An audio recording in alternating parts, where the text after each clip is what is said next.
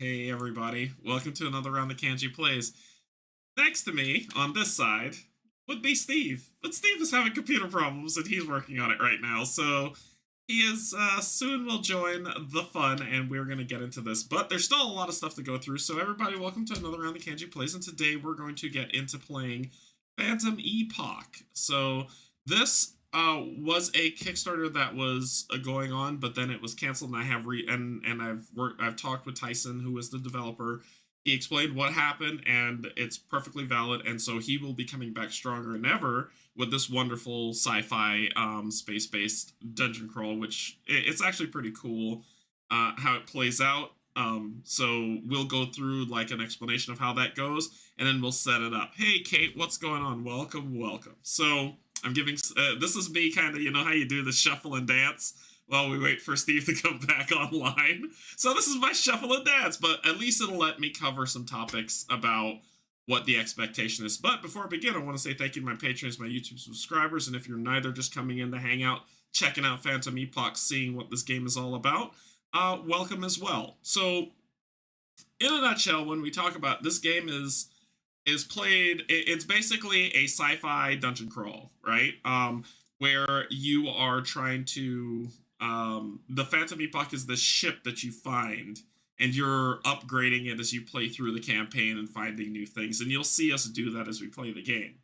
So the Kickstarter itself, the relaunch is in the description below, but basically the Kickstarter itself, it was running earlier this year when it came out, but there wasn't a lot of talk about it. And the reason why was there's a couple issues that were going on.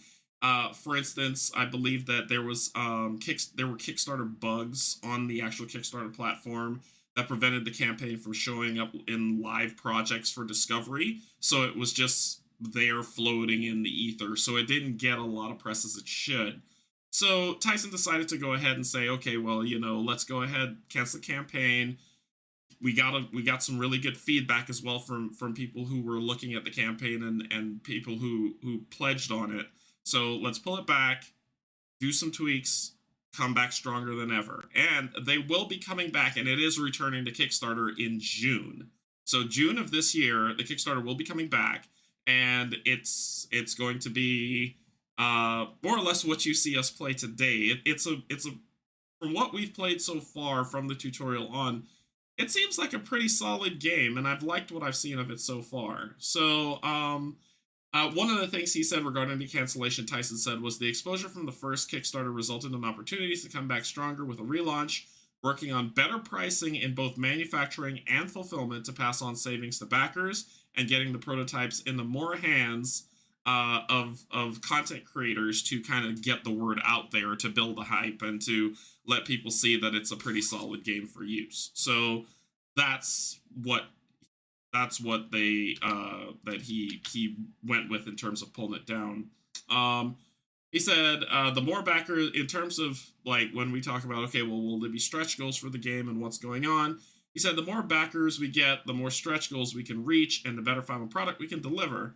Given the above 2 points, which is the Kickstarter bugs and then the exposure to the game to be able to pull it back in, but given the above 2 points and the multitude of smaller ones, we felt it wasn't fair to the first campaign backers if we went forward squeaking across the finish line when we had firm reason to believe that a relaunch could result in better prices for everyone, including the backers, and much better turnout, leading to an even better final product. I mean, that sounds solid to me.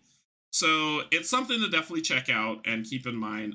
He's been very open and very responsive. I would message him about a rules question, and within a few minutes he would message me back. He's gotten on. He's like, hey, I got some time. Let's hop on, answer anything, and he ran through those with me. He's been very, very responsive. So, and I think he's been very active as well in the community to go through.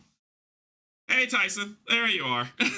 So he's in the chat now. So if you have questions as we go through, go ahead and just ask those of him, and he will be more than happy to answer them as well. So let's see what we got. Let me see where Mr. Steve is.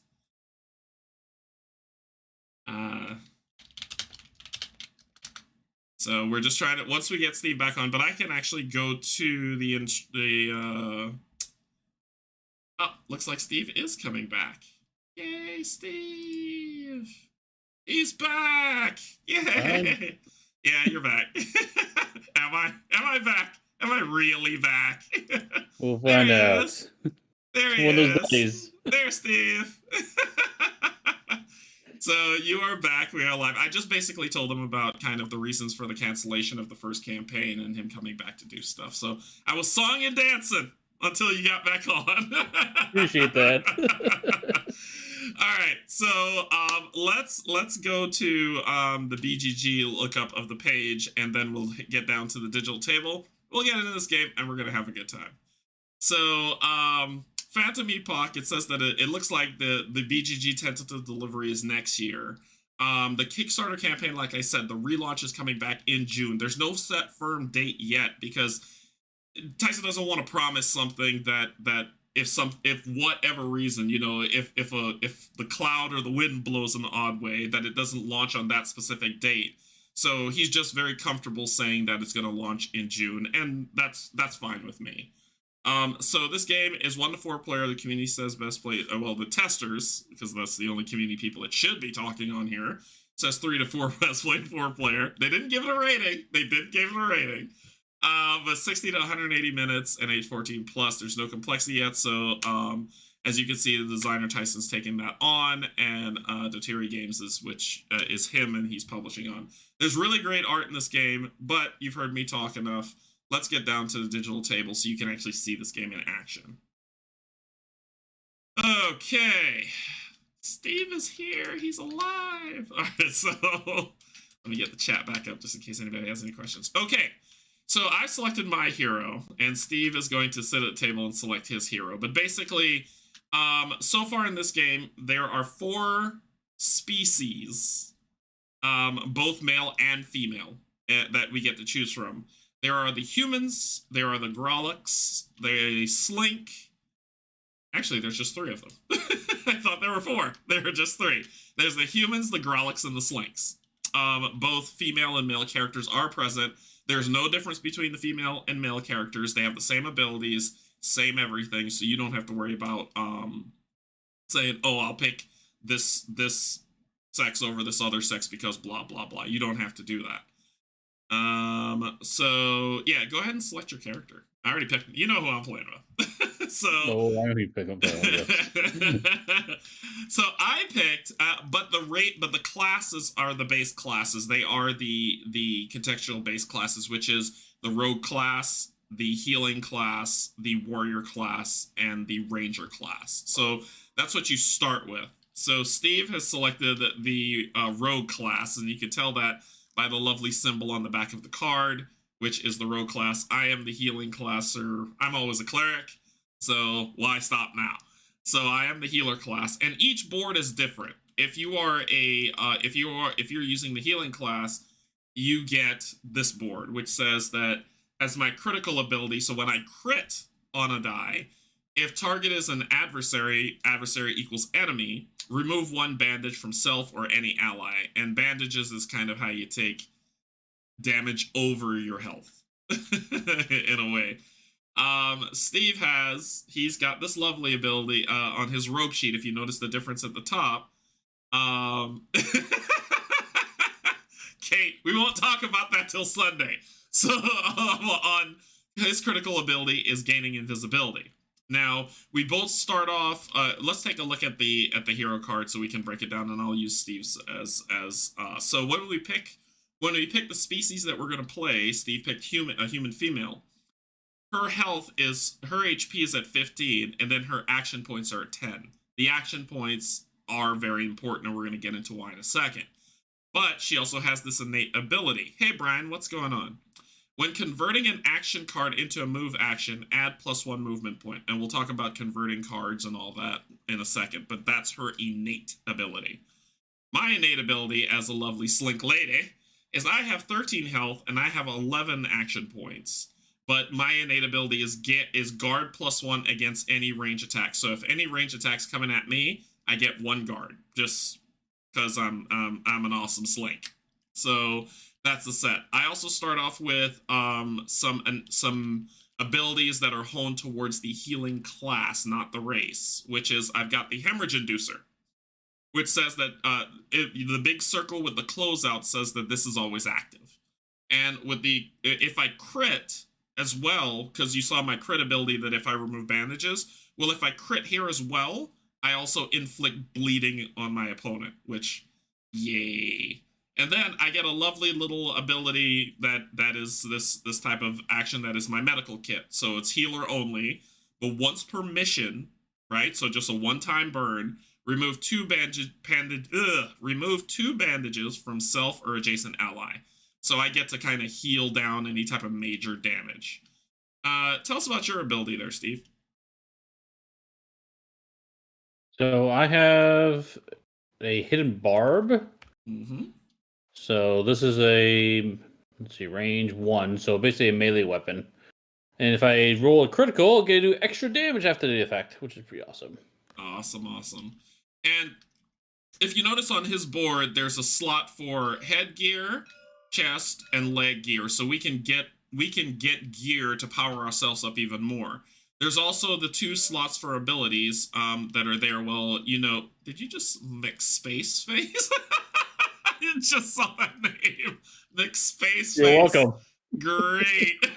So where you see my medical kit, it fills into one of these abilities, and this is the other one. You can prep these before you head out on a mission to make things to just say how you're going to gear out. Usually once they're finished, you just flip them over. They're done.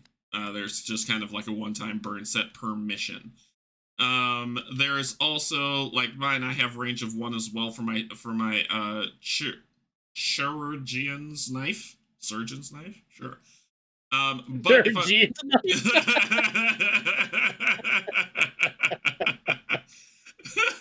words are hard. So, but if you notice on this area here, these things that are in the slots, I can only use these symbols. So if I get a new ability that doesn't have one of these 2 symbols or a blank innate ability, I can't fill it in those slots. And those are interchangeable as well throughout. All right. So let's get down to the cards. So you, at the beginning of the game, you have 10, 2, 4, 6, 8, 10. You have these 10 commandments. No, you have these... Sir. You have these, you have 15, God dang it, I'm doing it. You have 10 cards in your hand. You have access to all your cards. So it's not that, think of it kind of along the Gloomhaven standpoint of where you're not drawing from a deck. You have access to all your abilities to start. And mine are mostly around healing. So when we talk about converting cards, if you notice, and I'll pull up, let's pull up this one. This is probably the least complex one. So Poison Strike for me, right? This is one of my cards that I can play. If you see that 4 is how much AP it costs to play this card. So remember when I said on my Slink I have 11 AP? That means I can play as many cards as I want, but I cannot cross that AP threshold. So therefore, I can play as many cards as I want as long as my AP, as long as it's at or below my AP. So if I can play 1 card for 4, or I could play a 5, and then a 1 if I don't have a 1, but just whatever, as long as it adds up to 11 or less, I can play as many cards as I want, as long as it adds up to 11 or less. But that 4 lets me know that. Also, when they say converting cards, this is one of the, you see where it says attack, inflict, weaken, that is converting a card. Converting a card is playing a card. So you're saying, I'm going to play this card to attack, and that's how it sits out. All right? Like with Steve's Flurry, it costs 2 AP for him to play that card out of the 10 that he has to play per turn. And it's not per, it's just per turn.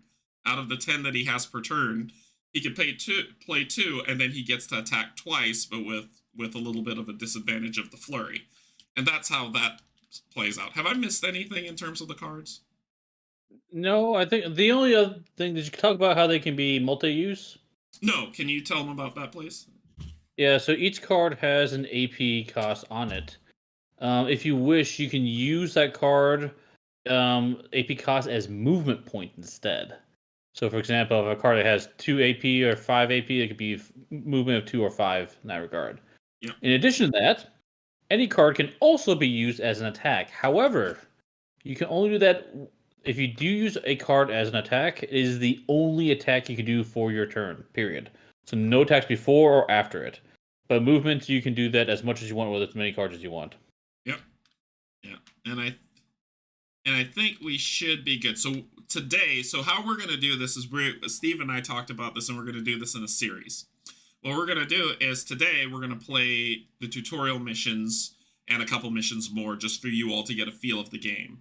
I actually, Tyson actually sent me the hard copy, so I'm going to play the next set of, the next mission after we finish here today. And then I'm actually going to pack this game up, and I'm going to take it to Steve, and he is going to cover it on, he's going to cover the next mission after that on his channel. So we're going to get some really good feel into this game and see what this is like. So we could go through explaining everything, but you know us, we like to teach while doing. So we're going to go ahead and get this thing started. So I'm going to do start mission. And this mod is actually on Tabletop Simulator, and it's a really amazing mod. Tyson put a lot of work into this, and it's very impressive from the stuff that y'all are about to see. So we're going to start with a tutorial. We're going to play probably Burkhoff 1, maybe 2 if we could get the time for it, but we're going to cut it at a time at a certain point, and then it'll go to the tabletop and we'll play those things through. Meanwhile, as you can see, Tyson is in the chat, so if you have questions about anything at all, he will be more than happy to answer, so it'll be great. All right. Okay, so the story thus far. So basically, this is a tutorial mission called The Awakening. It is a difficulty level 1, and it says, you awake with a start, cold sweat dripping down your face as you take in your surroundings. The dream felt so real, but you find yourself on the cold, hard floor of an unfamiliar, unfurnished room with no recollection of how you got there. 3 of the walls are a dark gray metal without any blemish on them. Where the 4th wall should be is instead an opening into space, just as it was in the dream, except now a red planet with swirling glass clouds fills the view. You reach out and find a solid barrier. It's time to begin. The same voice from the dream, now behind you? You whirl around, but there is no one there. 2 portions of the wall melt away, the first revealing a large door, the second a weapon resting in an alcove. You tentatively reach for the weapon and recognize it from the histories of your people. You hold in your hands one of the legendary weapons of the Vanished. Break free, the voice commands. The door looks sturdy, but it is not the first door you've had to break down. You ready yourself, repeating the voice words in your mind. It is time to begin. So, we don't have to go through every tidbit there, just the story. So where we start is basically we are locked in this room, in this stasis room where we are locked down, and we have to break our way out of them. So to break doors down, you have to break doors down, and to break a door, you have to just attack it twice. I mean, you have to hit it, because if you roll a miss, it would be bad. However, in this mission event basically says that reroll any crits or fumbles, which means any crits or misses, you just reroll the die. So it's just basically saying spend 2 attack actions and break the darn door down and then move on. And that's what it's kind of getting you into the habit of doing. So what we do is this is also treated like similar to Gloomhaven, where we're not supposed to see each other's hands, and I'm not going to look at his hand at all, but it's just basically saying we can communicate like how Kate and Cynthia and I communicated when we played Gloomhaven. Are you going first quarter, second quarter, that type of thing? But we can't say what we're going to do, but we can give ambiguous hints as what our plan is. Hey, I'm gonna go super early to try to hit this thing. So it plays out like that.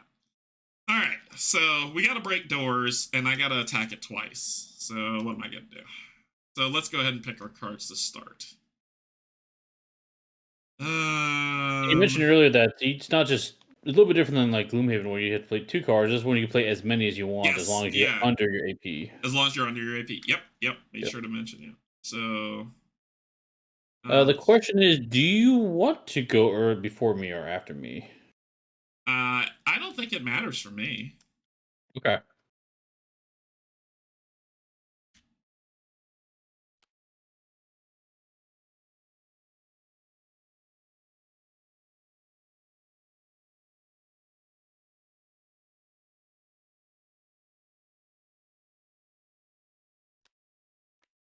Okay. I've got mine, and I'm ready to go. So, while he picks his cards, what I'll do is follow the procedure of play. Right. So the procedure of play is first we prepare the round, and what prepare the round means is that we roll the decision die. The decision die is basically there to say, if an enemy needs to act, this is how it's going to do it. Then next we need to prep any adversaries, but there are no adversaries on the board. So, oh, you need to check off, I think. Yeah. You check off.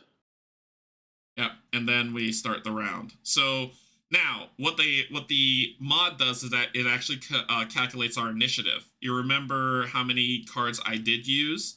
So I did count up to 11. So I used up to my AP, whereas he used 7.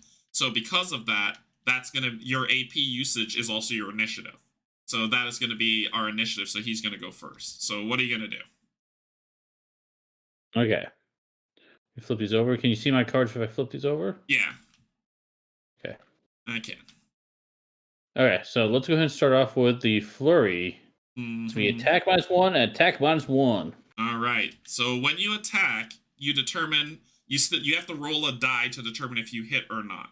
You have choices. So the choices of attack, and let me pull up the combat interface, is that you can roll a blue die, which is the safe die. You can only miss once. So low risk but low reward. You can only crit once. Or you can roll the yellow die, where that is high risk, high reward, where you can crit heavy, but the chance to miss is just as heavy. So you can roll one of those 2 die. If you choose to, I don't want your card. All right, I'm struggling. If you perform a ranged attack, then after you roll your hit die, you have to roll the ranged die but only if it's in the like there's rules for ranged attacking, and we'll get into that once that comes up. But go ahead with your attack. Okay. Just because I don't want to miss a door, I'm gonna roll a blue die. Oh, please pull the miss. It'll make me happy. All right, so he rolled 2. So he rolled 2. So his attack is 2 minus 1, which is 1. Right? Right. What he's done is he's done damage to his door. So Ding. the door is damaged. But that's how you do the attack. If you can mod the attack, it will say on the card. Otherwise, the attack is the die roll plus or minus any modifier on the card. So, all right. So that was your first attack. And this is all his first action, his first card he's playing. So then he destroys. So after he does that, he destroys the door. And when the door is destroyed, or when any obstacle or object is destroyed, it turns into this rubbled, difficult terrain, which it costs 2 movement to get over. So he destroyed the door. All right. Mission start. The door is locked. You have to break it down. And then it says, I think it's stop reading until any one character has destroyed the door adjacent to them, which you have. The door is reduced to a pile of rubble, freeing you from the confines of the small room. Beyond it is a larger room with the same metal walls, floor, and ceiling as the one you were locked in. To the sides, you see more doors. In the middle of the room, surrounded by glowing screens, wires, and consoles, a large orb glows with a soft blue light. Place your hand on that orb, and it will reveal your path, the voice commands. So, new objective. You've got to activate the orb. And to activate an orb, all you have to do is just stand next to it. That's it. That's it. All right, so that was your first action. So that was your first card that you played to break your door down. Mm-hmm. All right, what you gonna do next? I have a sprint. Let's run over that orb. All right, so it's a 4, so it costs you 2 to move into that destroyed terrain space. Mm-hmm. So that's 1, 2, and then you've got 1, 2. So that would take you there, right? Sure, let's do it. Oh, oh, yeah, move your character. And, Go ahead. Go ahead. You got it. okay. Run up next to it. Oh, right on it. Oh. Or on top of it, apparently, because I can't. Gotcha. So, he flipped it, and then he activated the orb, which will flip it over, which activates the next thing. Stop until any character has activated the orb by ending their turn adjacent to it. Oh, by ending your turn. So it's still active until you end your turn. Yeah, so then I'll play the Into the Shadows. Into the shadows. Move 2 and gain invisibility. All right. Now you don't. So when he gains invisibility, this is the really cool thing about this. When he gains invisibility, these are the tokens. You can gain barrier, which stops an attack from hitting you. You can gain vengeful, which I don't think we've used that one yet. Not yet. You can gain resilient, and I think resilient is damage from, what is that one? That prevents a negative condition. A negative condition.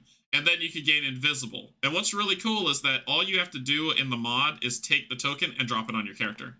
And look, it appears up here at the top, saying that he is now invisible. You just drop it in character. I just thought that's cool. I think that's an amazing ability instead of having it hanging out on the actual board game.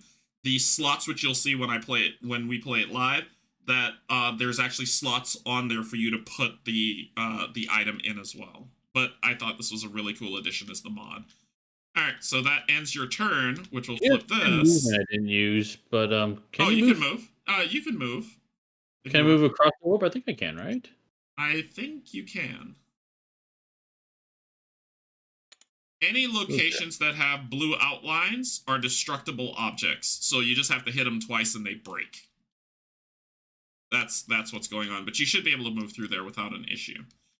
Okay, so it says after you activate it, the orb feels warm to the touch. As you rest your hand on it, a tingling sensation extends from your palm through the rest of your body. The feeling intensifies to the point of being unpleasant, but you find yourself unable to pull your hand away. Suddenly, your vision goes dark and the tingling ceases, replaced by a distinct lack of sensation. They're coming, and there is naught we can do to stop them, says a male voice, different than the one before, though in the same language. The voice sounds ancient, wise. Unlike the hollow, emotionless voice you heard previously, this voice feels alive. Perhaps not, a female voice responds. What you propose is too dangerous. We will create a failsafe. Even if we fail, those who come after us may yet succeed. A pause, then the male voice answers again with a sigh. Let it be done.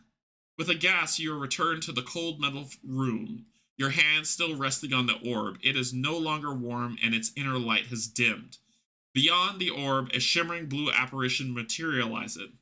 It is a lanky figure standing on 2 legs, its body covered in fur. A slink. They look you in the eye and knock an arrow to a wooden bow held in their clawed hands. So now we need to defeat the slink. So now we have to draw our adversary. So do you want to do the honors of spawning that adversary, sir? You can. Okay. So we'll do spawn adversary, and then we find the slink archer, which is this one right here, and click it. And when we click it, what it does is it pulls out, there are different multicolored slink archers. What it pulls out is a slink archer. We just grab one of them from there, turn them, place them on the board where they're going to land, because I know what we're supposed to do. And they land. Basically, how you know where they land is if you look on this, it says 2 to 4 players. You're gonna drop one on L4. So when you come to your map, you look at L, and you find the number 4, and then you put it where it says. We just knew where that was because we've played this before. but the game actually tells you where these where your adversaries or your enemies are going to land based on the bottom, and how many of them are going to spawn based on the player count. So for this one, they want us to grab 2 specific cards out of their decks to start off. So we're going to grab, I think it's Tactical Retreat, was that card. And for the Archer card, it is a book-based game, my friend. It is all based on, it's all out of 2 books that you get. This one is 3, 4, 5, 5 with blue on top. This is a book-based game, and I love it. Not it. That's not it. Not it. That's it. All right. So, what's really cool about these adversaries is that they have 2 abilities. They have their species ability that they do, which is Tactical Retreat, and then they also have, hey Adam, what's going on? Then they also have their Archer class ability, which is what they do. Now, you look on here, and basically you take a look at the color of their base. So this one's blue, right? This one's light blue. So you come over here and you say, Tactical Retreat has 3, but the light blue on him that he has is right here with a 4. So you do 3 plus 4. That's their initiative. So they're gonna go next, and before I do. I love how the initiative system works in this game. Like, I really like it a lot. So, what they're also going to do is their species ability, which is they're going to immediately get, as a response to attacks, they're going to get guard +2. Well, let's take a look at their card. On their card, you have the level difficulty of the character. So this is a 1-star, which means this is a level 1 difficult Slink Archer. You have their name, the wonderful, beautiful image that's been drawn. You have their HP, so their health is 5, and then you have their guard. So their guard that's what you have to remove from their attack, from an attack you do to them to be able to hit them. Since this one's -1, we actually get a bonus damage on it if we hit it. But because the Slink Archer gets a guard +2.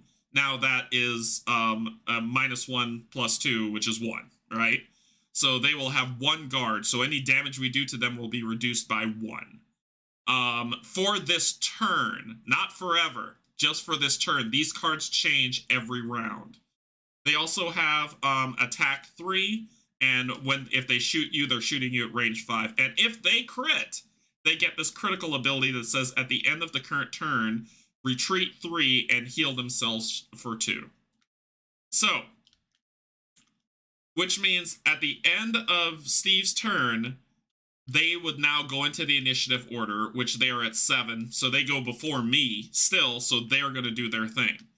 And what they're going to do is they're going to put their guard up. But how you do that, once again, how you find out what they're going to do is you look at the color of the base, come over here, and this card tells you what that color of base does during its turn. Yeah, they can be bigger when they hit, yeah. So right now, since that's a light blue, this Archer is going to do fire arrows, and this changes every round. I love this initiative system. So, fire arrows. If the primary target is an enemy in range, roll the accuracy die. If a success, which is that hit, or block is rolled, the target is inflicted with burning. So it's doing fire arrows.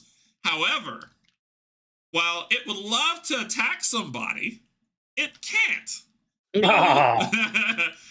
Because Steve has gone invisible.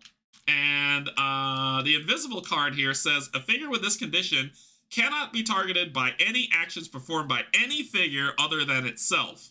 Invisible figures may move through enemies and vice versa.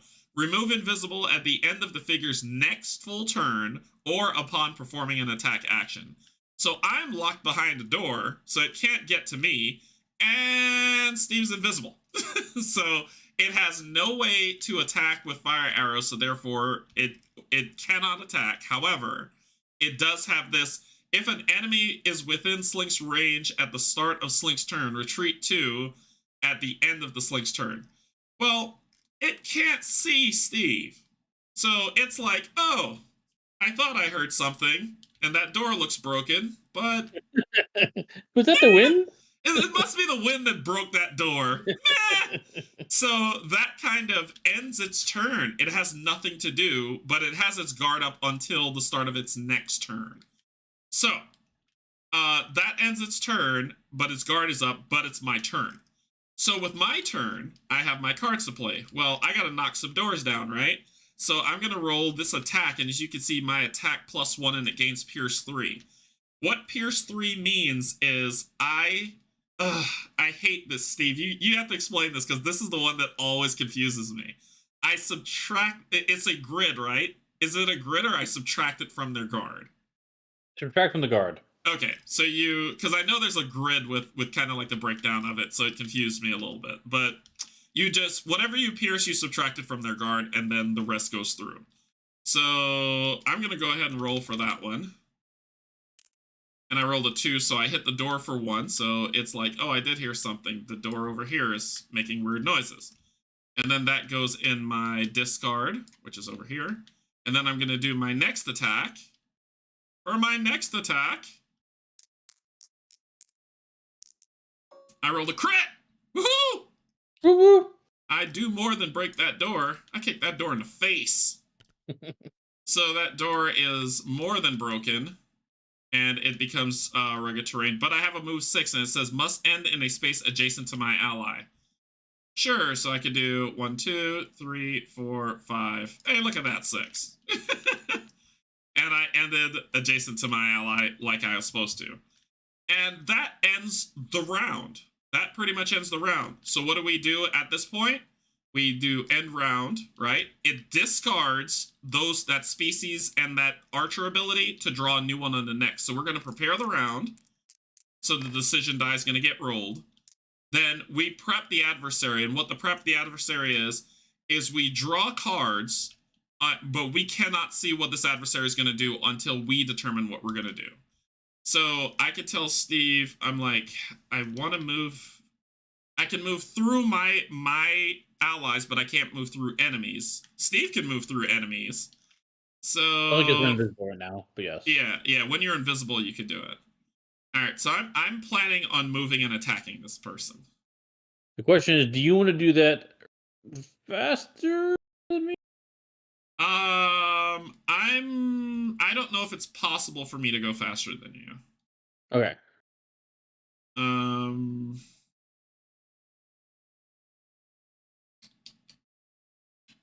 But just in case you can't kill it, I'm gonna play that card. And then I'll play this one. And then I'll just get something. I'll just do this. So I'm probably gonna be going late again. Okay. Let's see. So I'm not gonna look at his hand. I can't look at his hand. He'll put them up here upside down when he's ready. But what's really cool while he's deciding, as I love about this, and because this is just the first stage of the tutorial, there's also this deck that is called that's this deck here, and this deck affects the game every round. And I love that it has that. Like, I really like this initiative system for the adversaries where it's not, okay, I know this enemy's going to do this. You don't know what the enemy's going to do. There's a deck of 10 cards that they have too that they pull from and they activate. And every enemy activates differently. Blue ones do this, red ones do this, yellow ones do this, and dark blue ones do this. And so they could, if there are 4 enemies out, they're all doing different things per turn. And I believe there's 4 total that are in there. Yeah. All right, you ready? I am Still ready. thinking. Flip that card over. I don't want to see it. All right. So go. Did you do your check?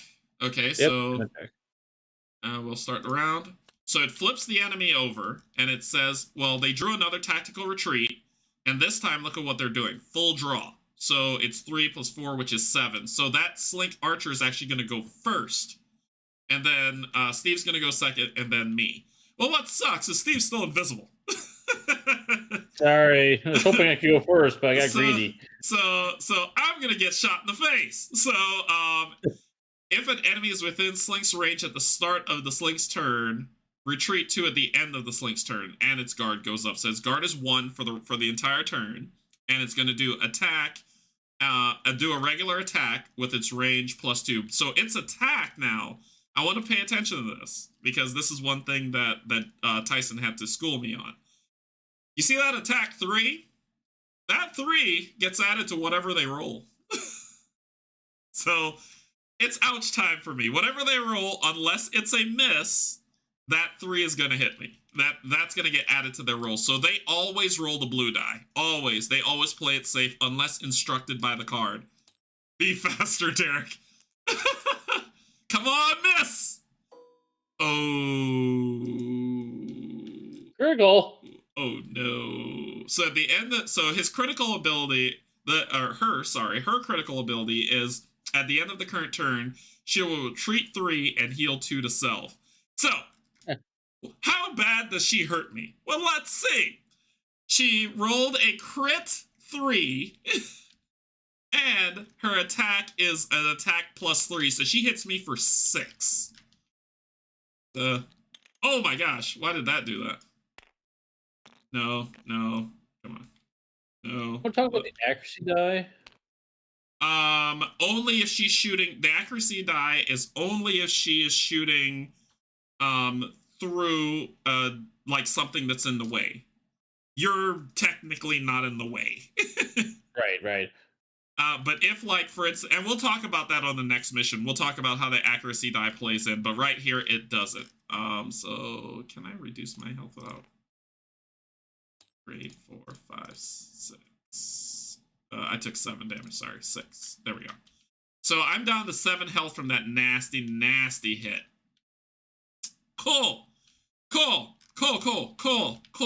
And then she's going to retreat 3. Well, where will she retreat to? Oh, the decision die tells me she's going east and then south. So she would move down here. And that's the best that she can do based on the decision die. And she crit, so she would retreat 3 again, east and south and east and then south. So she could move back to her original position because of the decision die, and that's just how she'll go because this is tight quarters. But that will end her turn. She's at full health, so she doesn't need to heal. And thanks a lot, Steve. Your turn. You're welcome. I appreciate you not going first. Oh, man. Well, yeah, I'll be fine. I'll go first. Nope. Did not. Ouch. All right, your turn. So now that it's happened, this is part of the learning experience, right? Just teaching how things normally go. Me getting punched in the face is the learning experience. Right. All right, what do you got? Sneak attack. All right. So this does 2 times damage if the attack is performed while invisible, which I am.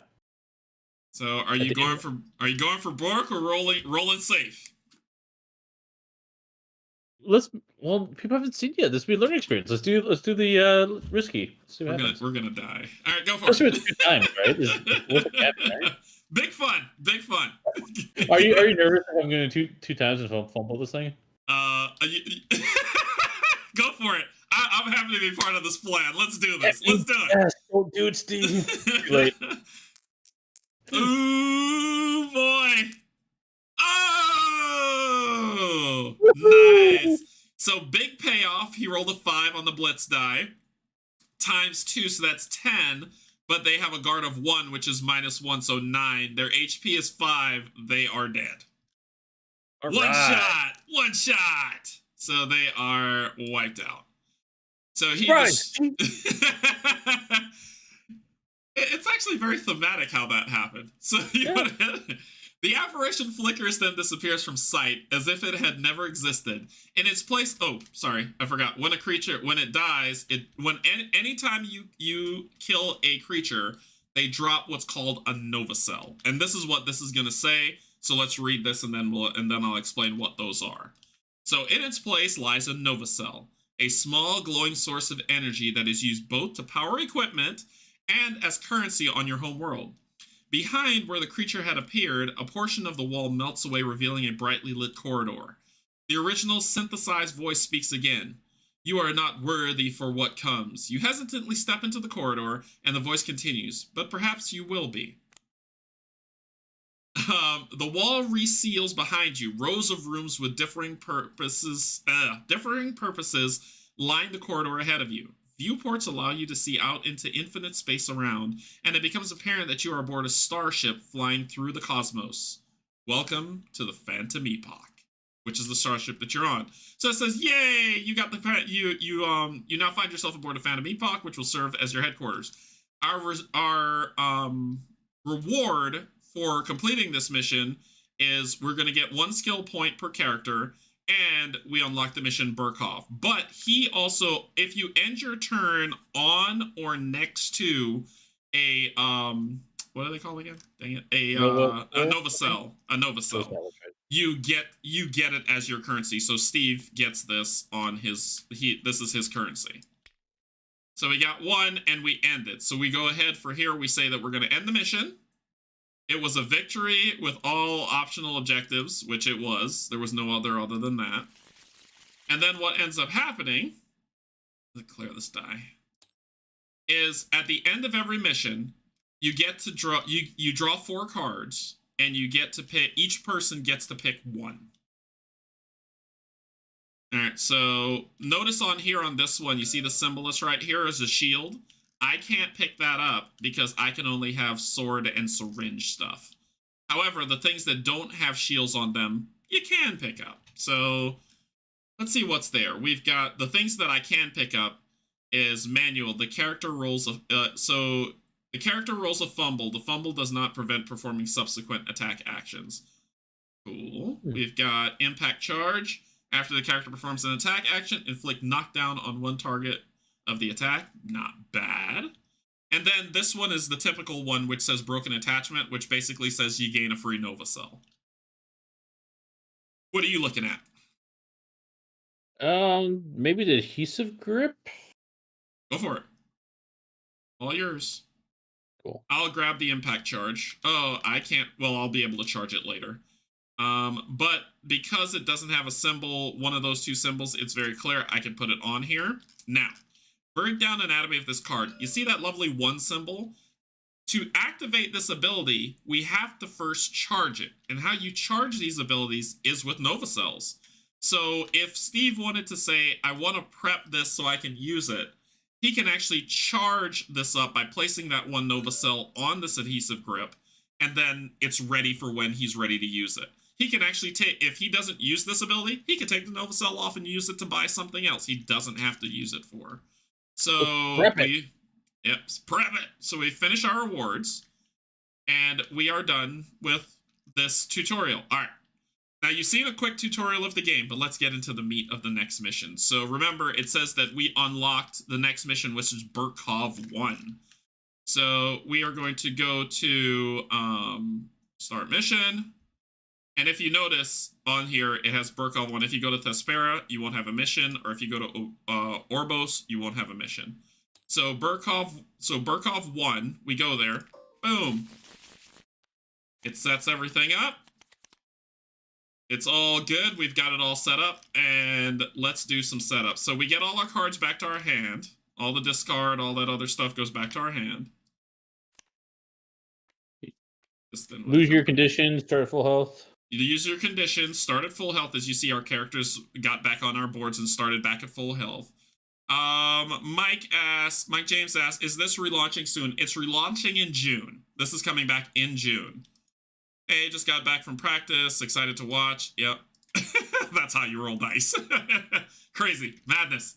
So, if you want to know where you start on these locations right here. Now, like I said, this is a flip book. This is 2 flip books you put together and you flip and play. All of your game transpires on flip books, which, Tyson, thank you so much for doing that. I think it's an amazing thing that you do. So it's great. Can you clear the Slink Archer, please? I can't remember how to do that. Yeah, I think I got it. Thank you. It didn't get rid of... For some strange reason, it doesn't get rid of those cards. Yeah, it's weird. It doesn't get rid of... That's alright, I'll throw this up here. So this is what? Let me throw these in here real quick. The mod has a little bit of sturf on it that still needs to get worked out. So that's Slink. And then this is Archer. There we go. All right. So we clear the board, and then we take a look at what's going on out here. Okay.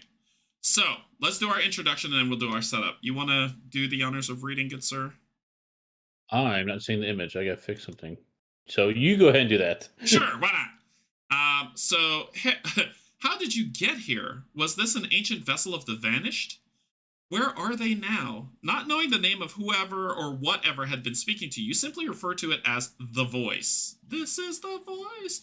Whether unable or unwilling to answer questions, the voice stays silent. The next few hours are spent exploring the Phantom Epoch's facilities.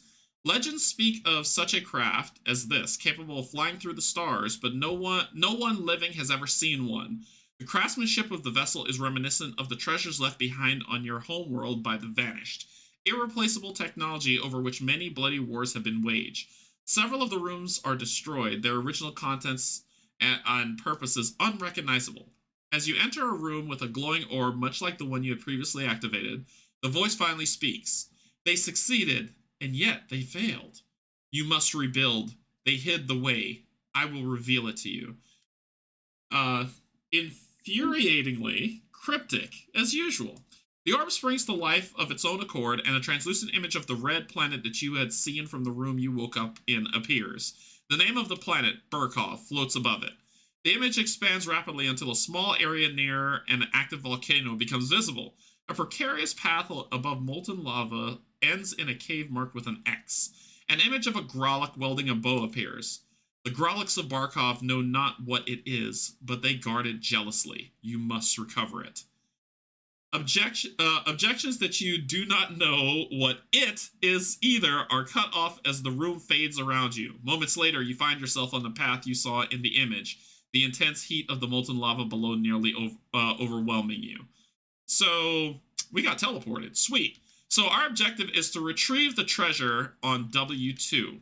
So, if we look at W here, 2, you see that there's a treasure box there. So, all we're going to do is just grab a treasure token, drop it on there. Hurrah.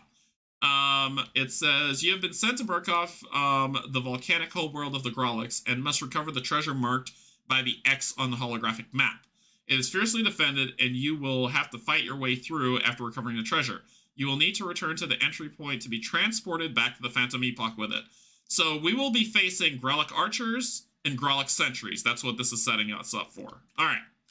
So before we start the mission, let's do our setup, and then we'll talk about starting the mission. So if you look on here, you see on here on the board. Yeah. Uh-oh. Steve, you dropped out again. Yep. No, I'm gonna rejoin. Don't worry. Keep going. Okay. You see up here on the board, it has 2 to 4, 2 to 4, 4-player, and 3 to 4-player. So if you play 4-player, all 4 of these characters will be here. If you play, which we're playing 2, we're only going to have 2, a Grolic archer and a Grolic, what are they called? Sentry, and a Grolic sentry. So we're going to spawn adversaries, and we're going to spawn a Grolic archer. And we're also going to spawn a Grolic sentry. So as you can see, 2 adversary boards. They're going to share the same species cards because they're Grolic, but the sentry is going to activate completely differently than the archers will when that time comes. So these are the adversaries we're setting up. So we're going to grab an archer and put that archer in the 2 to 4-player slot, and we're going to grab a sentry and put it in the 2 to 4-player slot. Grolics themselves are tough. So this one's health is 11. It has a guard of 2. It does +1 to its attack and its range 1. But if it crits, it gains barrier, which means it can negate one of our attacks. This one, the archer, has a health of 7, guard of -1, range of 5, and it attacks with 1s, but if it crits, it inflicts bleed on us. And bleed is not fun in any game. Now, if I remember correctly, the guard -1 does, because it's negative, does extra damage. If it's yes, negative. Yeah, it does 1 extra damage. Yep. Okay. Mm-hmm. All right, so where we land. Where are we appearing? Do you also want to mention about the event deck? How that's in the game now too? No, yes. Can you go ahead and do that one? Sorry. Yeah. So there's event deck over here, and how it works is there are event cards for rounds 1 through 5, and then event cards for 6 or higher. And so you will grab 5 event cards 1 through 5, put them on top, and then you grab 6 event cards for the rest of them. And Seth will tell you the details of what you need for that. And basically every round you're going to, during the prep, you're going to resolve one of these event cards. And the event cards have systems built in that is going to trigger the end of the game. So you don't have infinite time like you kind of seem like we might have in the tutorial. Now we actually have a built-in timer somewhere in that event deck. Yeah.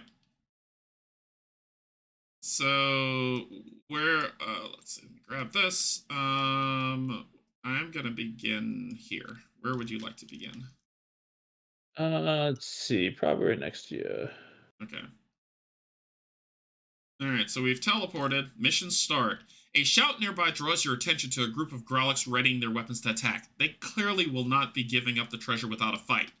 Our mission event. So we've got a mission event that starts that says, lava erupts all around. Every figure that ends their round adjacent to a fire hazard is inflicted with burning. And the event adversary is a Growlix archer. So, you see these lovely areas here? So if we end our turn adjacent to either of those, we get the burning condition, and no ointment will fix it. It says, figures with burning take 3 damage at the start of the next non-rest turn, then remove this condition. If the figure would be inflicted with frozen, remove burning instead. So that's where it hurts. It hurts. It hurts bad. Okay, there's also these things are obstacles. They look like puffy things that'll just explode and kill us, but they're just obstacles. Same thing with these two here because they have the blue outline, so we'd have to hit them twice to break them. Also, there's a lovely little side thing that is right here waiting for us. So there is a side mission for us to get should we choose to do so, and you know I'm going to do it. Our thing is stop reading until the door is opened by moving onto it. So this door's not locked. So if doors aren't locked, you just have to spend an action to move onto it to open it. But if it's locked, you got to break it. All right. So let us prepare the round. When we prepare the round, the event card that Steve was talking about is drawn. So the first one's drawn. It's called Something's Happening. So the mission event happens. So the mission event says, lava erupts all around. Every figure that ends their round adjacent to a fire hazard is inflicted with burning. Nobody is, so that doesn't happen. The the decision die will go from west and then north if necessary. Let's prep our adversaries. So you see they've got the Growlix cards drawn, Sentry and Archer, but we don't know what they're going to do. And then we determine what we're going to do. So what are you thinking? I mean... Well, I mean, these guys are going to run around the corner. We could try to cross. Yeah, the Archer's got stupid range, though. He does. Do you have the ability to leap or not? No, I am not a leaper. I'm a leaper. Damn it, Jim. I'm a healer, not a leaper.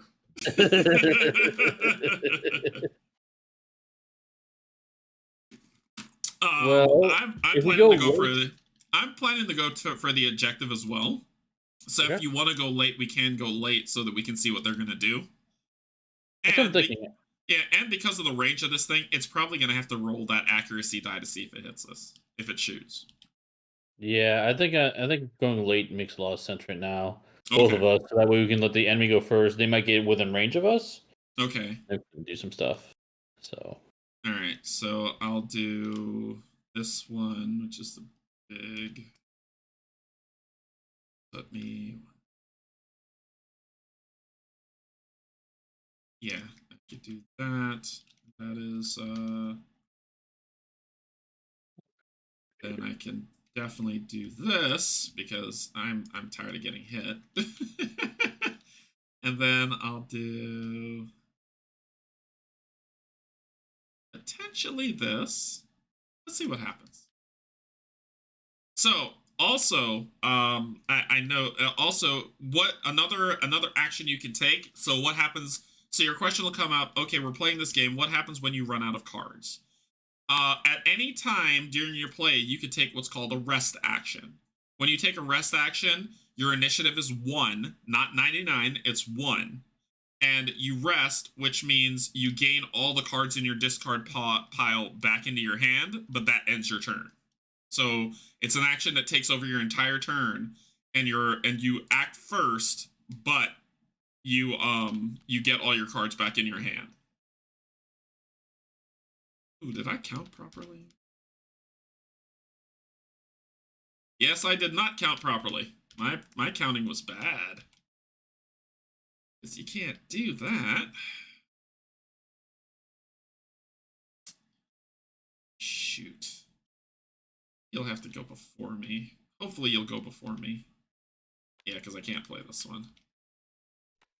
Then my counting will be proper. We'll find out. Now my count is proper. All right, you checked? All right, let's start the round. Yep, you're going before me. All right, so both the Grolics, both of them are going, so let's take a look. So they're both 4. One is dark blue, so 4 and 4, 8, and one is dark blue, 4 and 4, 8, so they're going to be going.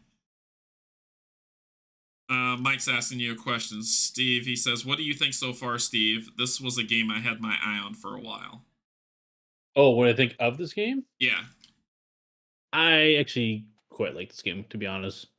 So one thing about the Gloomhaven is I really liked how the card play worked in that one, but I hated losing cards. Yeah. It's just like a thing about me. I don't know. It doesn't make sense. Like I know a skill I want to use. I want to have fun with it. Let me use the stuff I have. And the fact that I don't lose cards in this one is a big plus, and I like having the full hand and trying to figure out how to play it. Like I can play multiple cards. The AI is really cool in this one. Mm-hmm. The book sounds awesome. It's awesome. I'm excited to see what it looks like in person because TTS, this mod is pretty great. Yeah. There's a lot I like about this game, honestly. Cool. So cool. I'm gonna have more to say later when I play with the physical version, but I'm looking forward to this campaign. So, who do you want to go first? They both rolled an 8 for their initiative, so we get to decide who's going to go first. The decision die doesn't know who's going to go first, it's just direction of movement. Let's just have the sentry go first. The sentry will go first. All right, so the sentry gets a guard +1, so his guard is now 3, and he gets a move 2. So he's going to move towards us 1, 2, and then he does his ability, which is subdue, attack, inflict, knockdown. But no one is there, so that will end his turn. Then we go with the archer. The archer gets a move 3. 1, 2, 3. Then it will attack -2. This means it gets 2 attacks, not 1, 2. So then it will attack with -2 as its mod. So its attack is a 1 -2, so it's -1 basically. So attack -1. His range is 5, and he can see these dotted spaces. Those are just open spaces that people with leap can leap over. So 1, 2, 3, 4, 5. He doesn't have range. Aww. Wah wah. Wah wah. And then he would do fire arrows within his range. So, nope. Nobody to hit. So sorry. Is there a deck modification in this game? Yes. Yes, there is. We'll talk about that after this mission. Completely agree, Steve. As much as I love Gloomhaven, I've always disliked losing cards, which means losing options. So, all right. So that is the end of their turn. Face. Go ahead. It is your turn. What you doing? It's a thing we've got going on with naming characters. It got to be something, something to face. All right. So let's go ahead and get out into the fray of things. Oh, and you're no longer hidden. Sorry, let me get rid of that. Oh yeah, I'm no longer hidden. Thank you. Or invisible. Yeah, no longer. Let's go ahead and do a sprint. Sprint, do it. Moving 4. So let's go ahead and take this and let's do 1, 2, 3, 4. Am I gonna be in your way if I go here? Are you staying there? I don't have to. No. I need to get here. So if it depends on where you're going, I need to know what you're gonna do. If are you planning to move in? Are you planning to spend? Oh, you're planning to move up there? Nah, you're fine. You're fine. Go for it. Go for it. I mean, I played cards not knowing what exactly I was going to do, so Go for it. Do your thing. yeah, is so I was gonna play. So get out there for move 4 there. Uh huh. Um, I think I'll just do an attack right now. Throwing knife that bad boy. Range 4. Yeah, throw some knives at him. Okay. So he's definitely within range. Yep. Um, question So is, do I play my vulnerability? Does he have guard up? he is the archer. He has no guard. Nope. Perfect. Okay, I won't worry about that. All right, let's do attack. Attack. And ooh, what did I use though? Yellow or regular? Oh, why did it disappear? That was weird. I think we both clicked it. Okay. Go ahead. Up to you. Let's just do some damage. Let's do blue. Okay. I did exciting yellow die the last time. 3. So it's just a straight 3, but it's going to be 4 because he has guard -1. Yep. So it is 4 damage on him on his 7. So 1, 2, 3, 4. So he's down to 3 health. So now Okay. the question is, I do have this fine vulnerability. I can move around the board a little bit. Oh, I'm right next to the lava. Dang it. you can't end your turn there. Where are you going to go? I don't know. I was not expecting the Grolic Archer to be where it was. It screwed up my entire plan. Yeah, I was hoping to get a little bit further down there, to be honest. Because I can end up next to it and then attack again with a fight dirty. That's a possibility. I'll take lava damage, but Go for it. Yeah, go for it. But if you're gonna go there, I'm gonna go there, but I will not take lava damage if this you works won't out. take lava damage over there. No, I'm gonna stand next to lava and take no lava damage. Okay. Then maybe I'll let you finish him out then. Okay, so you want to just move out of the way? I'll move out of the way. Yep, I'll do Okay. my find vulnerability for movement 2, and I'll just move here. I can't move through the enemies. Yeah. So as much as I would like to. So I'll end my turn. Okay. Alright, so you're ending your turn, so you're done. Alright, so my turn. I'm gonna use my move 6, so must end in a space adjacent to an ally, which sucks. I thought you were gonna be on a different thing. So let's move. 1, 2, 3, 4. I have to end my turn here because I'm stupidly limited. But I'm gonna play my apply resilient and barrier to myself. And so I'm gonna get 2 lovely things. I'm gonna get resilient on myself, and I'm gonna get barrier on myself. So attack me if you want. I don't care. And then I can't attack, sadly. But I need to leave space open for you. Unless you're going to leap next round, which is probably what you're going to do. So I'm going to... I can leap. You don't have to worry about me. Yeah, so I'm going to convert this card into movement. And I'm going to move right here. And end my turn there. So it's like, oh, you end your turn there. Well, if the lava erupts all around, every figure that ends the round adjacent to a fire hazard is inflicted with burning. That seems like a condition, doesn't it? What does resilient do? The next time the figure would receive a detrimental condition, remove this token instead. Yay! So I end my turn there. It would try to burn me, but I've got resilient, and I take note, and that's it. No problemo. So resilient is removed, and I still have barrier, and that ends my turn. And that ends the round. So we end the round. Their cards are discarded.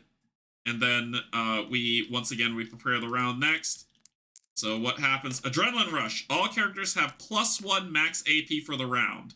All characters, including the lovely enemies where necessary. And I think bosses get AP. So all characters have +1 max AP. So I'm at 12 and Steve is at 11, which is great. The decision die is still west-northwest. We'll prep the adversaries. And then we'll select our cards. I have barrier, which is okay. Not hurting yet. Yes.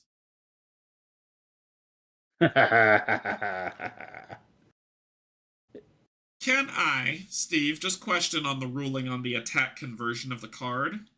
Yeah. Can I attack and then convert one of my cards to attack? No. Okay. If you convert a card to attack, it is the only attack you do the whole turn. Okay. Boo! Okay, so I'm gonna do this. I'm gonna try to go as early as I can.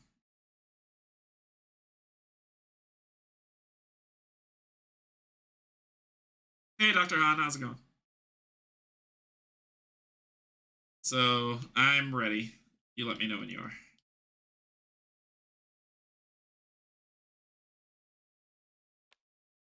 A horrible time to get +1. No, It's the worst time. You ready? I am good. All right, let's start the round. I go first. Hey! So I have a 6, the sentry has a 7, and the archer has an 8. So what is the archer doing? The archer is going to move and then shoot with pierce. And the sentry's going to move and attack. Garda. Ooh, the sentry's going to do nasty stuff. Alright, so let me go first. I'm going to attack with pierce 3. And I'm going to play it safe. I said safe, dang it! That's not how you do it. That's a Canje roll. Biscuits. So when you fumble, you cannot make additional attacks. That's the same turn. Yeah, you're kind of done. Yep. I can't do anything. That ruined my entire plan. I'm done. Is it like a 1 in 8 chance to roll that too? It's like you expect better from me. It's the same thing I tell Kate and Cynthia. Why do y'all expect better from me on dice rolling? I don't know how you do it. I don't know how you do it. My turn is done. However, the remember, this is an adrenaline rush round, so the mission event does not kick in this round. All right, it is the Grolic Sentry's turn, actually. So the Grog Sentry will move 3, attack 2. So let's see what it's going to do. So it's going to move 3. Can't get to you, though, which is 1, 2, 3. It's as close as it can get. Yes, that mod did play the sound on me. That's Tyson laughing at me slowly. So then it would attack for 2, attack for 1, -2. But it can't, and then it would do guard. So guard +1 to self, adjacent non-sentry allies, and adjacent objects. So it's just guarded its friend too. If adjacent to the primary target, attack, otherwise move 3 towards the closest ally. And they don't have leap, so I don't think they're going to move. I think they just kind of gummed up the works. Okay. Archer turn. This is going to hurt. Well, no, it won't. No, it won't. I'll be fine. I'll be fine. So the archer will move 4 if it needs to get into range. It sees me. The closest I could do to a sad trombone. So, it doesn't need, because it can see me, and then it's going to attack Pierce 3, rolling the blue die. So it's going to roll the blue die. And it rolled a 2. It's going to roll a 2 +1, 3, but I've got barrier, so nah. That's not bad. So I take no damage, and that will end the archer's turn. So it is your turn. Spy face. Oh no. Leap. Space face. Another one. I'll do some parkour. Is this game played on sheets of paper like Tail? The board looks that way. Yes, it's played on a book. I will show the book at the end. Go ahead. So, leap 4. I'm going to do this fancy parkour move over the lava pit, over the enemies, and behind this archer. Parkour. So, Okay. All right. And with that maneuver, I am then going to whip out this knife Whip it and out. backstab. Whip it out. Attack +3 instead if another ally is adjacent to the target. Ooh, so it's an attack +3. Nice. Okay, Do and do it. I'm not going to risk this one. So let's see what happens. Oh, that was close. That was close. That's That was 7. close. So that's 7. So this creature is killed. Yeah. A Slink Acha is no more. And it drops a lovely, lovely Nova Cell. It's when you end your turn is if you're adjacent to it, you pick it up. So I have this Into the Shadows. Hey, do what you gotta do. Move onto it and go invisible. The creature's You stuck; think it so? can't move. Yeah, you would basically lock it. But no, I mean he can move through me though, Oh, that's right. That's right. because I'm invisible, and so could you. But if I'm there, you couldn't get melee to attack him. No, I cannot. The question is, maybe I won't do that to leave that option open. So Okay. I will Okay. stay where I'm at, and I'll just go invisible. Okay, so you'll gain invisibility where you are. Okay. All right. Cool. So that ends the round.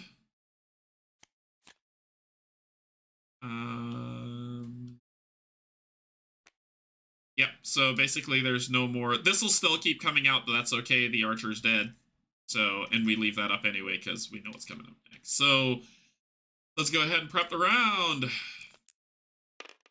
We've got quiet. Nothing happens. Still west north. That's there. Then we do prep the adversaries. It's notice how smart and intelligent this thing is that there's no archers on the board, so it didn't draw cards for them, which is pretty cool. So all right, let's draw our cards.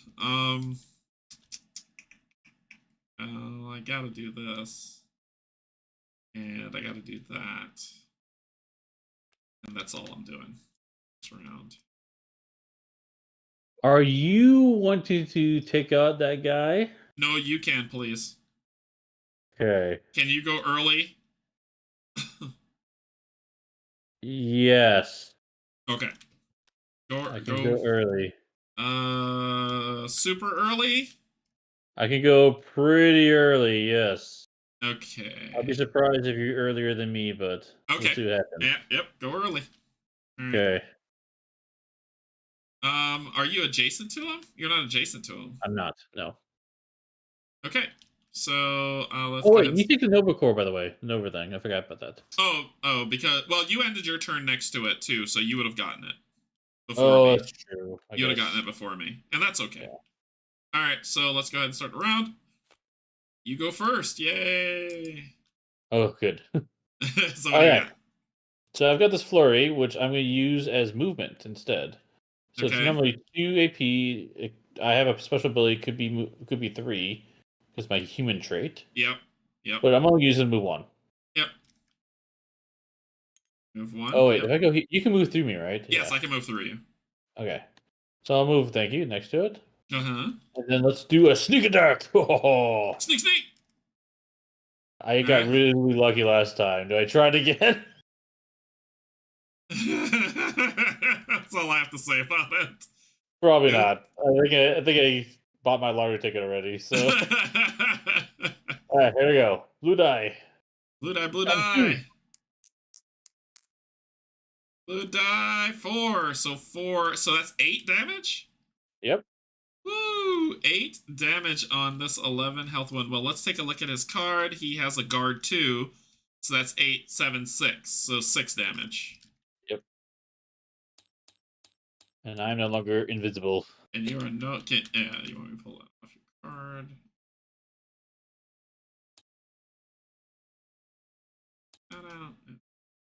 I get punched in the face, but that's okay. All right, so that ends your turn. Yep. All right, so my turn. I'm gonna move. Oh, sorry, that's up here. I'm gonna actually do the soothing bomb to move. So move for 3. So let's get away from this lava. 1, 2. here. And then I'm going to spend this. If the target is adversary, I would heal, but I'm just going to use a regular attack to attack the wall. Here we go. So I deal 1 attack damage to this wall. Nice. And that ends my turn. So we did you. It is the Grolic Sentry's turn. So the Grolic Sentry is going to move through the primary target and as many other enemies as possible. Inflict 1 damage and knock down on all enemies move through. If the primary target is no longer in range, select a new primary target before resuming normal movement rules with remaining. So you're the closest, you are the primary target, so it's going to come through both of us. Yep. So it's going 1, 2, 3 here. And it says move through the primary target and as many other enemies as possible. Inflict 1 damage and knock down on all enemies move through. So what's knockdown? Knockdown says a figure who is knocked down cannot attack or take any non-move or non-leap actions of any kind until spending 1 MP to remove this movement point to remove this condition. Adversaries round effects become inactive while adversaries are knocked down. Cool. We wanted that. We wanted that to happen so much. And then it will inflict 1 damage to both of us. Because we don't have shields or armor or anything that cares about us in any way possible. Then you are no longer the primary target. So I am. So it says the primary target is no longer in range. Select a new primary target before resuming normal movement rules. And then it's going to do guard +1 to self adjacent non-sentry ally. So it gets guard +1, so its guard's now 3. If adjacent to the primary target, that's me. Attack -2, so it's an attack -1 basically. All right, what do you got? If I ever needed to fail a roll, now's the time. Why is it attack -1? Because his attack is 1. Oh, that's right. It's a -2, so it's -1. So it's a 4. It's a 3 damage. So 3 damage to me. 1, 2, 3. All right. Big fun. Big fun. And that is the end of his turn. All right, let's prepare the round. We've got another quiet, nothing happens, and west then south is what's going to happen. So I have 1 card left. You have what? 1 card left. I think when we're knocked down, he says that we can't do anything, right? Unless spend a movement point to stand up. Yep. Well, it also says that a figure is knocked down you cannot attack or take any non-move or non-leap actions of any kind until spending a movement point to remove the condition, which means you can't even rest. Now, is that true, Tyson? Tyson, this is a check on the rules. Adversary round effects become inactive while adversaries are knocked down. Now, Tyson, if you could answer that, does that mean that we can't even rest?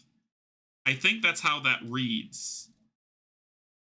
You can rest to remove any detrimental condition. Okay. Oh, okay. Okay, cool. Good. Because I was like, I want to rest. I think I'm resting this round. Are we both resting? I think so. Okay. Yep. I got 1 card. It's not very useful, so... Yeah, I'm resting as well to remove the knockdown condition. So when we rest, so go ahead and click your check mark. Oh, yeah. I don't know how to do rest, so we'll start the round. Oh, there it is. He fixed it. So we both have initiative 1 for resting. So we'll get back our cards. Yeah, this doesn't work. So it's into my hand, so I gotta do this one at a time.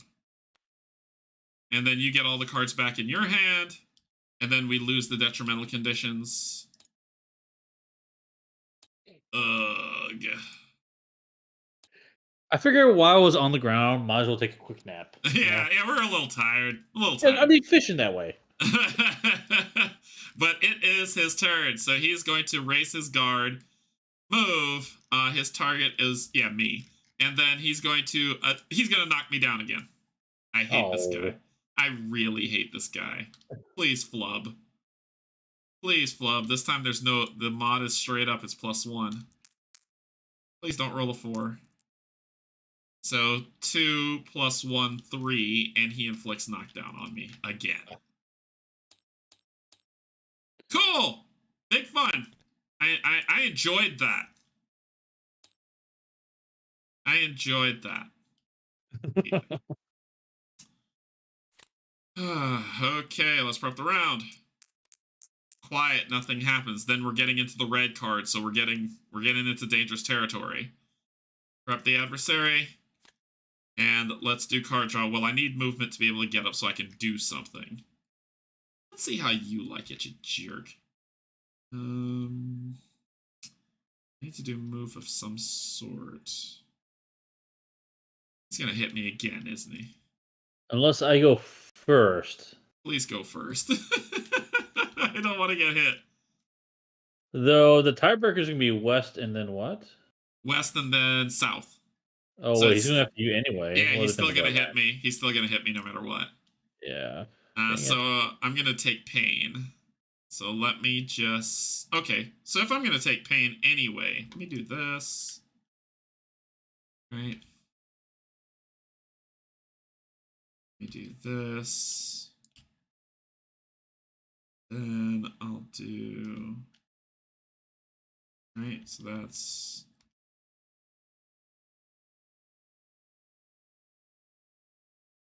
this. Alright, I'm good. Question is, do I try to go earlier than you? I'm gonna get punched anyway, so it's up to you.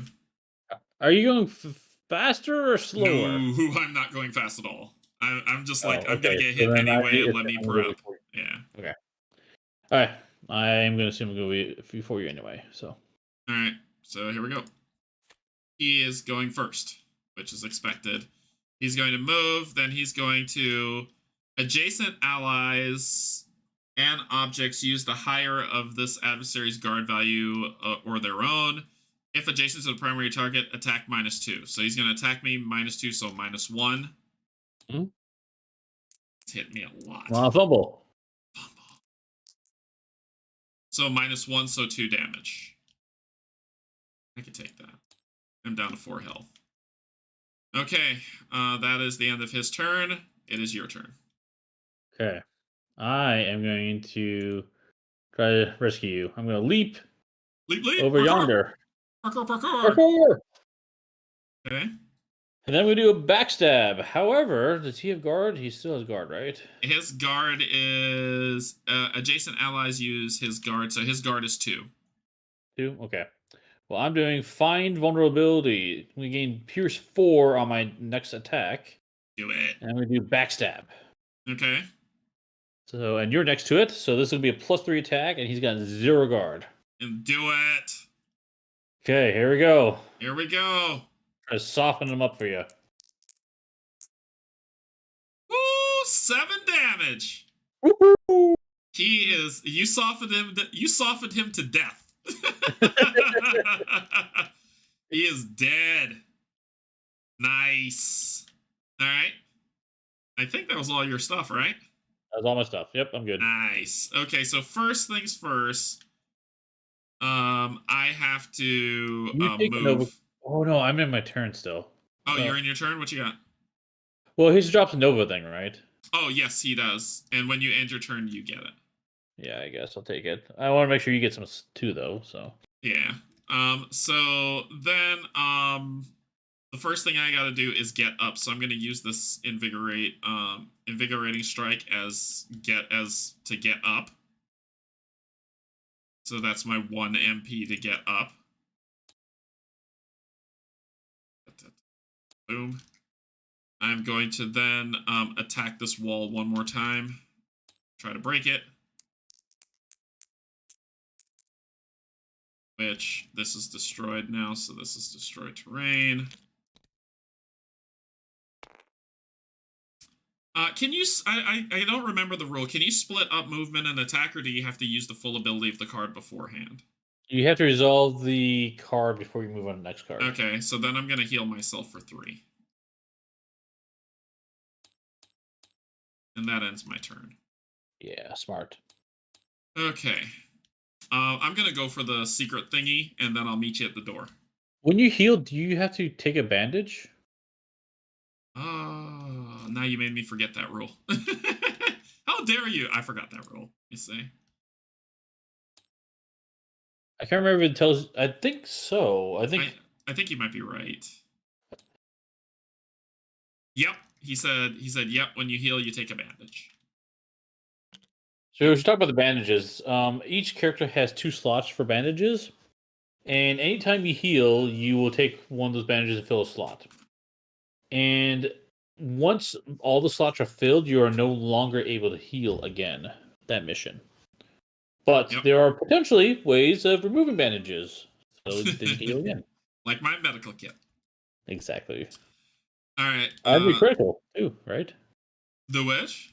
And your critical ability. And my crit, and my crit as well does it. Yep. But good call out. Good call out. All right. I just need to touch the dang gum thing, right? Yeah, I think I just need to touch it, so I just need to get there, and then I can keep moving. You prep the round? Oh, sorry. Yep, prepped around. What do we got? We've got something is happening. So the mission event kicks, which if you end your turn next to any one of these lava things, you're going to feel the burn. And then north and west.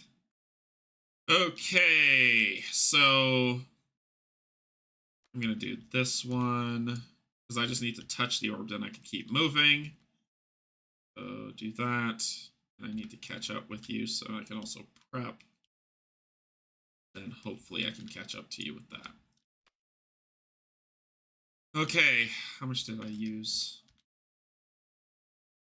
Yep, I'm good.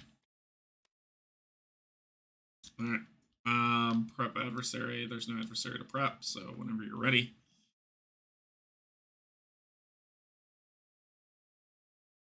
Did not click. There you go. Start the round. Okay. You go first. Do your thing. Okay. I am going to move 4. Okay. Let's run to the door. Get to the door. Get to the chopper. So you have one more movement left. You just moved onto the door. So it says the door. Yep, the door slides open and hissing growls echo against the cavern walls. Illuminated by the red glow of the lava is a pack of ferocious quadruped lizards. At the back of the cave, glowing softly, is a chest. You have found the treasure. Now you must survive long enough to retrieve it. So place train Grylos as follows. So because we're 2 to 4, there's just going to be 2 on T2 and T4 on there. So we need to, yeah, can you get rid of the other and then do all that? Yeah. Clear the adversaries. Oh. I think it'll clear everything, so just choose the Grylos and we'll just go that way. Just stack it. Just stack it. I see them. It's this one. Okay. Yeah, that doesn't hurt my heart to have them there, because I think if we try to clear it, we'll clear too much. So T2 and T4, so there's 2 of these coming on T2 and T4. So you see they're different colors, right? Which means they're going to do different things. And we need to draw into their initiative.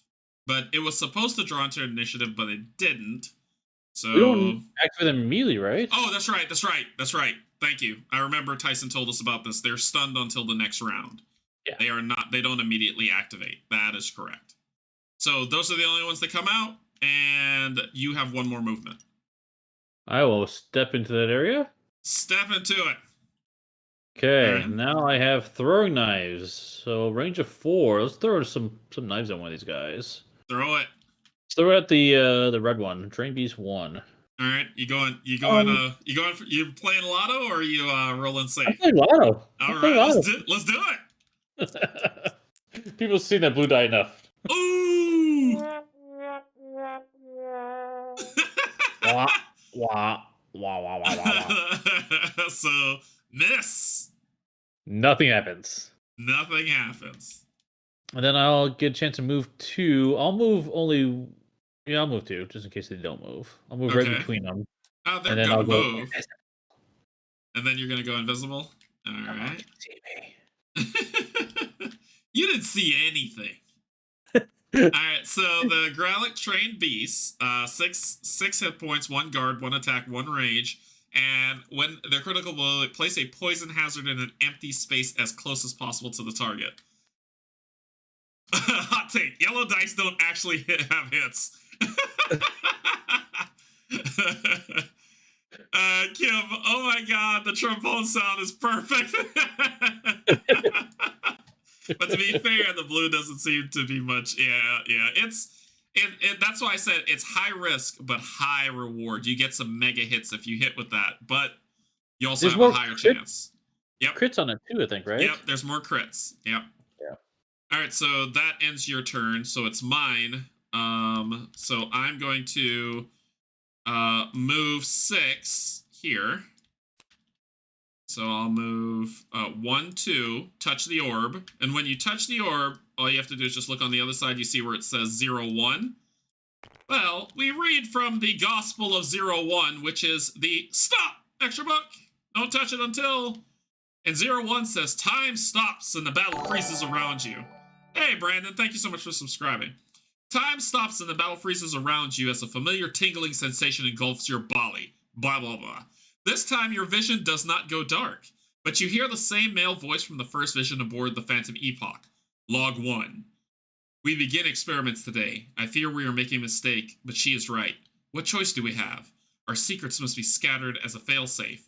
The first key is encoded in this message and is now yours. Touch the orb in the time chamber to use it. The tingling sensation ends and the battle around you resumes. We have unlocked a secret mission called Burkhoff 5. Then we close the book because no more cheating. So that was 1, 2. Nope, not the whole thing, just me. 3, 4, 5, 6. Then, can I get to you? 1, 2, 3. You even want to get to me? I can for next round. I'm good. I'm perfectly fine. We're gonna move to 6. 1, 2, 3, 4, 5, right there. And then I'm gonna put Resilient Barrier on myself. Yay! Yeah. So Resilient. One thing. Go ahead. Yeah, one thing to note is he could not put Resilient Barrier on me even if he wanted to because of the invisibility. Yep. I have to be able to see the target to do it. Are you around here someplace? I'm feeling around. Marco. So we end the round. Oop, there we go. And then we prep the next round. All right, so Adrenaline Rut. All characters have -1 max AP for the round. So we lose an AP. Yeah, this is going to be tough. All right, so we lose an AP, which means I'm down to 10. So do this. And how early are you going? I'm thinking.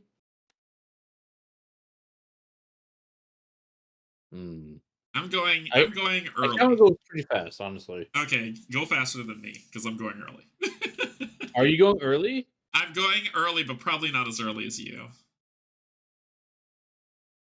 Do you want me to go before you? Let me ask that question. I didn't use that card. I didn't use this card for movement, Brandon. I didn't use that card for movement. I used this card and this card for movement. So I did not use this one. So I do get the effect. Anyway, go ahead. What were you saying? Do you want me to go before you? That's the question. Yeah, I don't care. My turn will be very basic. Yeah, especially with the less AP we have. Yeah, and my turn. Okay, I'm gonna try to go pretty quick here and take advantage of my position. So okay. All right. We got prep adversaries. Yep, gotcha. There you go. All right, they're prep. Okay. I am ready. Okay, let's do it. They are going first. Dang it! The red one goes first with 3. Jeez. Why did it go 3? What? So its attack is south. You're invisible. So it's coming for me. 1, 2, right here. And then it is going to attack -2. Cool. I don't mind if it does, though. I got barrier at least. So it's 0. Wow. It doesn't do any damage, so barrier doesn't fall off. It did nothing. Nice. Yeah, receive damage would reduce the condition. I received no damage, so barrier does nothing. Oh, thank you. Thank you. My barrier stays up. Woo! Yay! Yay me. Then the next Grylo goes. And that one is a blue, so it's going to move 4. It doesn't need to move because I'm its target. Because it's what? South and then west. So it's me. And it's going to leap 4 and then attack 2. So it's going to do boing. Does it leap? Oh, wait a second. You're right. You're right. You're right. Thank you, Brandon. It has a base value. I would have gotten hit for 1, so I do lose barrier. Oh, shoot. Yep, so I do lose barrier. Yep. Sorry. Does it leap though? If it's already in, I think it would leap to get to the since it's a long pounce to just get on the other side. okay. I think it would, and then it would attack with attack -2, which means -2, and it has a 1, so it's a -1. That attack -1. That's the first time I missed that. So 3 damage. Yay! I'm not doing a very good job soaking damage for you. You really aren't. So Derek's like, why am I playing with this guy? no. Then it's your turn. So go for it. Well, sneak attack. Boo! There we go. Sneak attack. Let's attack the guy I can attack. Red dude. Red dude. So let's roll the blue die. And this is for ×2. And they have a guard of 1. Okay. So that's 6. So it's 5. Oh, it has 1 health left. Okay.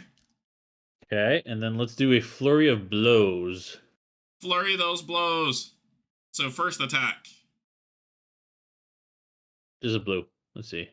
So -1. So it's got 1 guard. So I gotta get. Oh man, it's like a. So you need 2. You need. I need 2. You need 3 actually. Because it's -1. Correct. I need 3. Yep. Plus it has 1 guard, so you need a 3. First attack. I'm thinking. Do I? You can hit the wall twice to break it, so we can get the treasure in GTFO. That's true. But he's only 1 hit left. So do I chance it with the yellow die? YOLO! I'm happy YOLO, to be part here of we this go. plan. I'm happy to be part of this plan. I need bigger numbers, so I didn't think that was gonna hit high enough. Okay. This is why I have adhesive grip. That's why it's here. The which one? Adhesive grip. That's why it's here. The character rolls a fumble. The fumble does not prevent performing subsequent attack actions. So you use that lovely charged ability. He does get to do the rest, Brandon, because he has adhesive grip that says if he fumbles, he can still do subsequent attacks. So right. we have prepped for these contingencies. So go for it. That's why I was trying to figure out if it was worth a yellow die. So okay, let's roll the blue die and hopefully take him out. Yeah, exactly. That's what adhesive grip's for. Exactly. Right on the money. Come on, big 3. Crits! Crit! And guess what happens when you crit? Invisible. And deal an additional 3 damage after the action completes. So you kill it anyway, but you go invisible. And once again, I will be the target of an attack. Thanks a lot. Thanks a lot. So, my turn.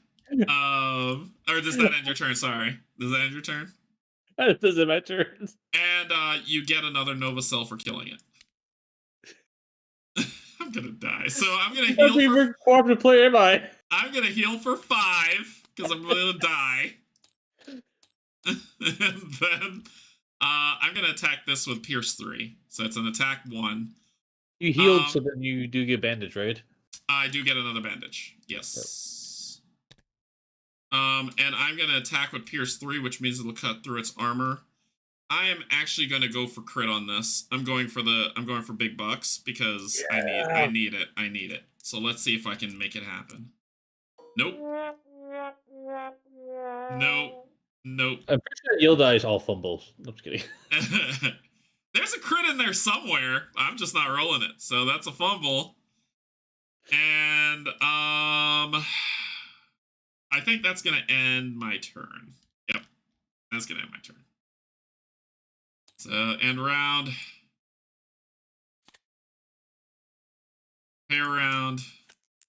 Something. The mission event happens, but we're not near it next to any lava, and then north and west. So you're gonna be you're invisible. You need to go first. Probably adversary. I'm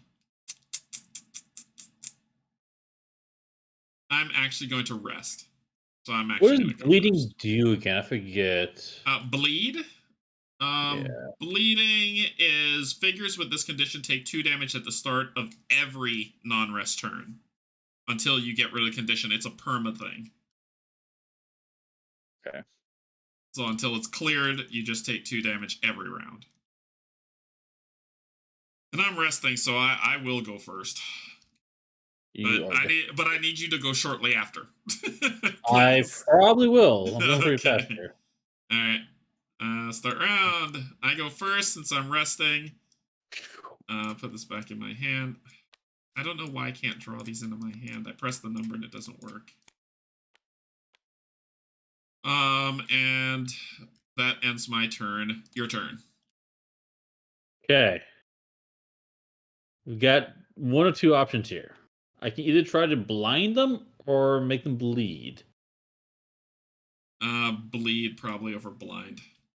Okay. Okay. So then what I will do is I'm going to use the serrated edge as movement. So I've got like 5 movement. That's your bleeding. Oh, just kidding. Yeah. The other one. I fight dirty as my movement. Thank you. Yeah. So let's go ahead and I'll move north. Right here. Yeah. So I can take some damage finally. Please. and then go for the attack. Yeah. So it's an attack. If you hit, you inflict bleed. And I don't want to miss this, so I'm going to roll the blue. Okay.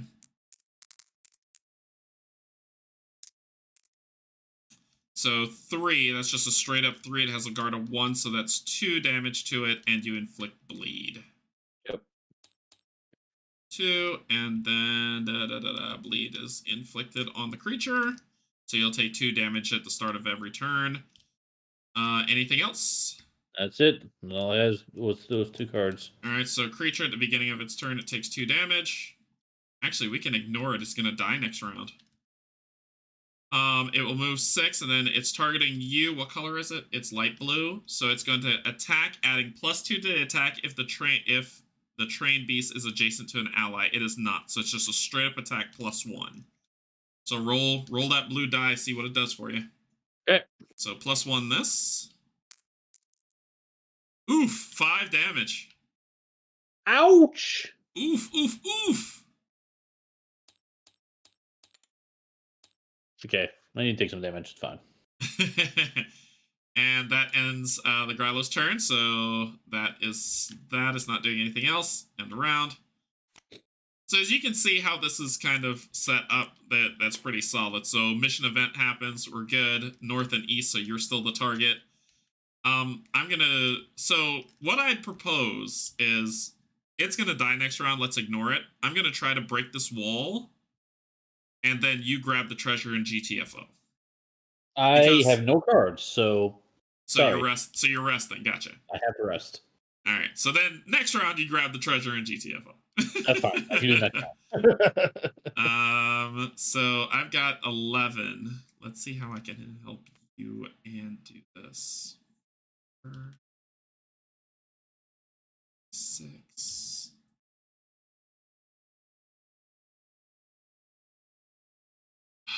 are these so expensive? All right, let's get stuff set first. For this 6, and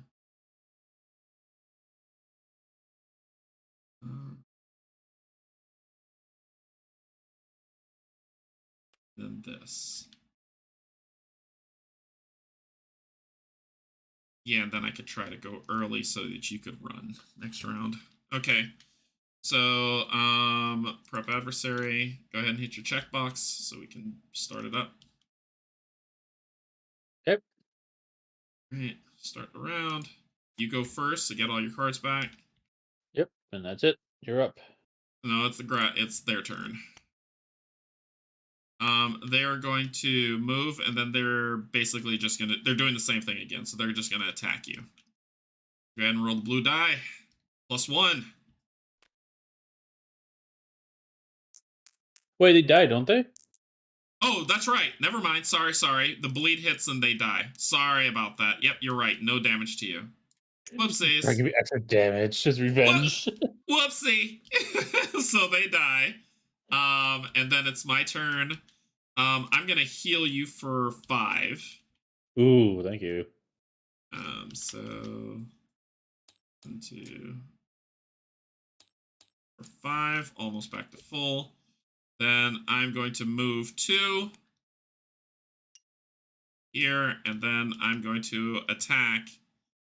Oh, yes. Thank you. They died, and the Nova Cell dropped. But you, which is the end of their turn, so you don't pick it up. Correct. So then I'm going to attack the wall. Thanks, Brandon. So then I'm going to attack the wall.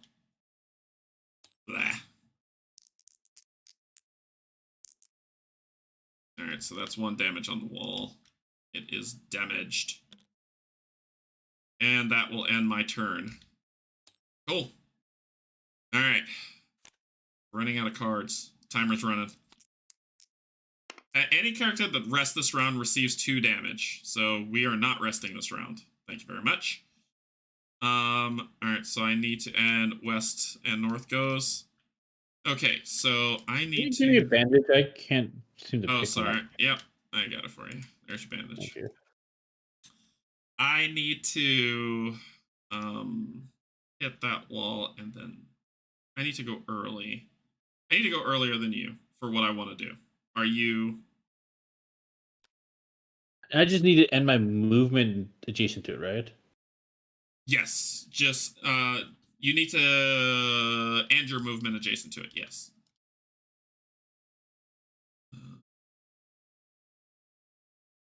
That for sure.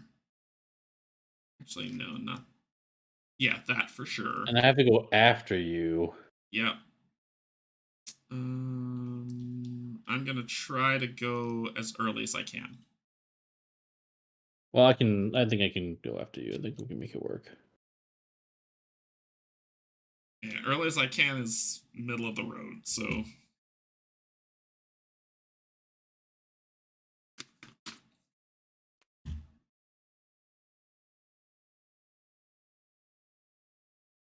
What are you talking about? End the turn. I don't understand, Brandon. You gotta be a little bit more specific. You screw something up? He said end the turn. I was like, why? I don't know. Anyway, go ahead.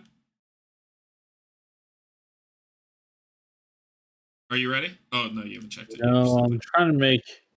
Oh, pick up Nova Cell at the end of turn.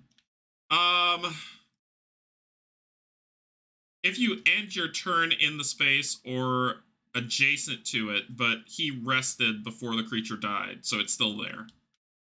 So per the rules of it, the creature was not dead when he ended his turn, so it would still be there. Correct. All right, go ahead. Oh god. Cards are flying everywhere. Oh my god, you throwing cards about? Yeah, I'm having problems here. All right, what do you need? I need one more card here, and we'll grab this one if I can. That should end it. Okay, then it should be good. Okay. All right. I had a lot of AP to try to figure out how to use. You and all this AP. So I'm gonna attack the wall. The wall. Voila. So I've destroyed it, making it rough terrain. All right, and then I'm going to move it with this one. Like to move it. 1, 2, 3, right here, and I will pick up this Nova Cell. Nice. Okay, that ends my turn. Your turn. I'm gonna do is fight dirty to start. I'm gonna fight you. I'm just kidding. Ah! To move.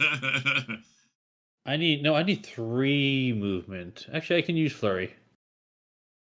Okay. Yeah, I'll use flurry. Because 1 to move 1 space, and then 2 to move on top of that. So you would need 3 movements. So it wouldn't be flurry that you use. You either need to use fight dirty or into the shadows. Why is flurry not gonna make it? Flurry only has 2 movement. Oh yeah, but I'm human, so it's +1. Oh, that's right. Sorry. All right, so No that's worries. 3. Yep. So you do it. All right. So Great. you get it. Pick it up. Take it. It's yours. I have the power. And as soon as you pick up the treasure, so our objective is escape through an entrance point or defeat. Nope. Stop reading until the treasure's been retrieved. There we go. The chest springs open, revealing a small cylinder of the same metallic material as the walls in the Phantom Epoch. But there's no time to inspect it now. Shouts from behind indicate that Grallic reinforcements have arrived. New objective, escape through an entrance point or defeat all adversaries. So, there's 2 options. So, here's how this works. Just to let you know. From talking with Tyson, only the person with the treasure chest needs to get to the entrance point, and then we win. Only the person with the treasure chest. So, place Grolix as follows. So there's 2 to 4. There is a Grolic Patch Eye guy on E9, which I believe is another. Oh, it's a big bad. Spawn adversary. It's Patch Eye Grolic. Very nasty guy. A Berserker on E9. So he lands here. A Berserker appears. A wild Berserker appears. Berserkers have 9 health, -1 guard. They attack for 3, range 1. And roll the blitz die. So if they crit, roll the blitz die. If a crit strike is rolled, add 3 to the attack. So they're they have the potential of hitting for 6 plus whatever they roll. So it's a nasty slam that they're going to do, which is going to be terrible. New mission objective. More Grolics arrive, furious that you've taken their treasure. So and intent to get it back. Place Grolics as followed. So that's the E9 one that just appeared. All right. Okay. Run. So that is your so you used your flurry. Yeah. I have a fight dirty that can move me 4. Yeah. So let me move 4. You want to take the hazard with you? Apparently I want to take the hazard with me. If you don't mind, can you move me 4? I think I'll put me on the door. 1, 2, 3, 4 at the door. Okay. And then let's see, so that's my fight dirty. I have a sprint for another move 4, and into shadows a move 2. So I've got. So you have fight dirty to move 4, then you have a sprint. Yep. So I got another 6 movement. Where can I go with 6 movement? 1, 2, 3, 4, 5, 6. But you're ending next to this thing, which is nasty. Or you could end here. The big. Okay, so you go 1, 2, 3, 4. Sorry. 1, 2, 3, 4, 5, 6. I'm gonna risk it. I'm gonna be here. 7. Okay. So that's your last set of movement? That's all your movement? 6 movement. Is that 7 movement or 6 movement? That's actually more than 6. Don't you get +1 for converting movement? I'm not converting movement for this one. It's just straight 6. Oh, it's just a straight 6. Yeah, so it's a 6 and you go invisible too. Yeah, exactly. Alright, so it's a straight 6 and you're invisible. Run, my friend! Can I go here? I'm not too far forward. Hold on, because I was here. 1, 2, Yes, you are. You are 3, too far 4, 5. forward. Yeah, I have to be Yeah, in here. you are too far forward. You're right. Risk it for the biscuit. There you go.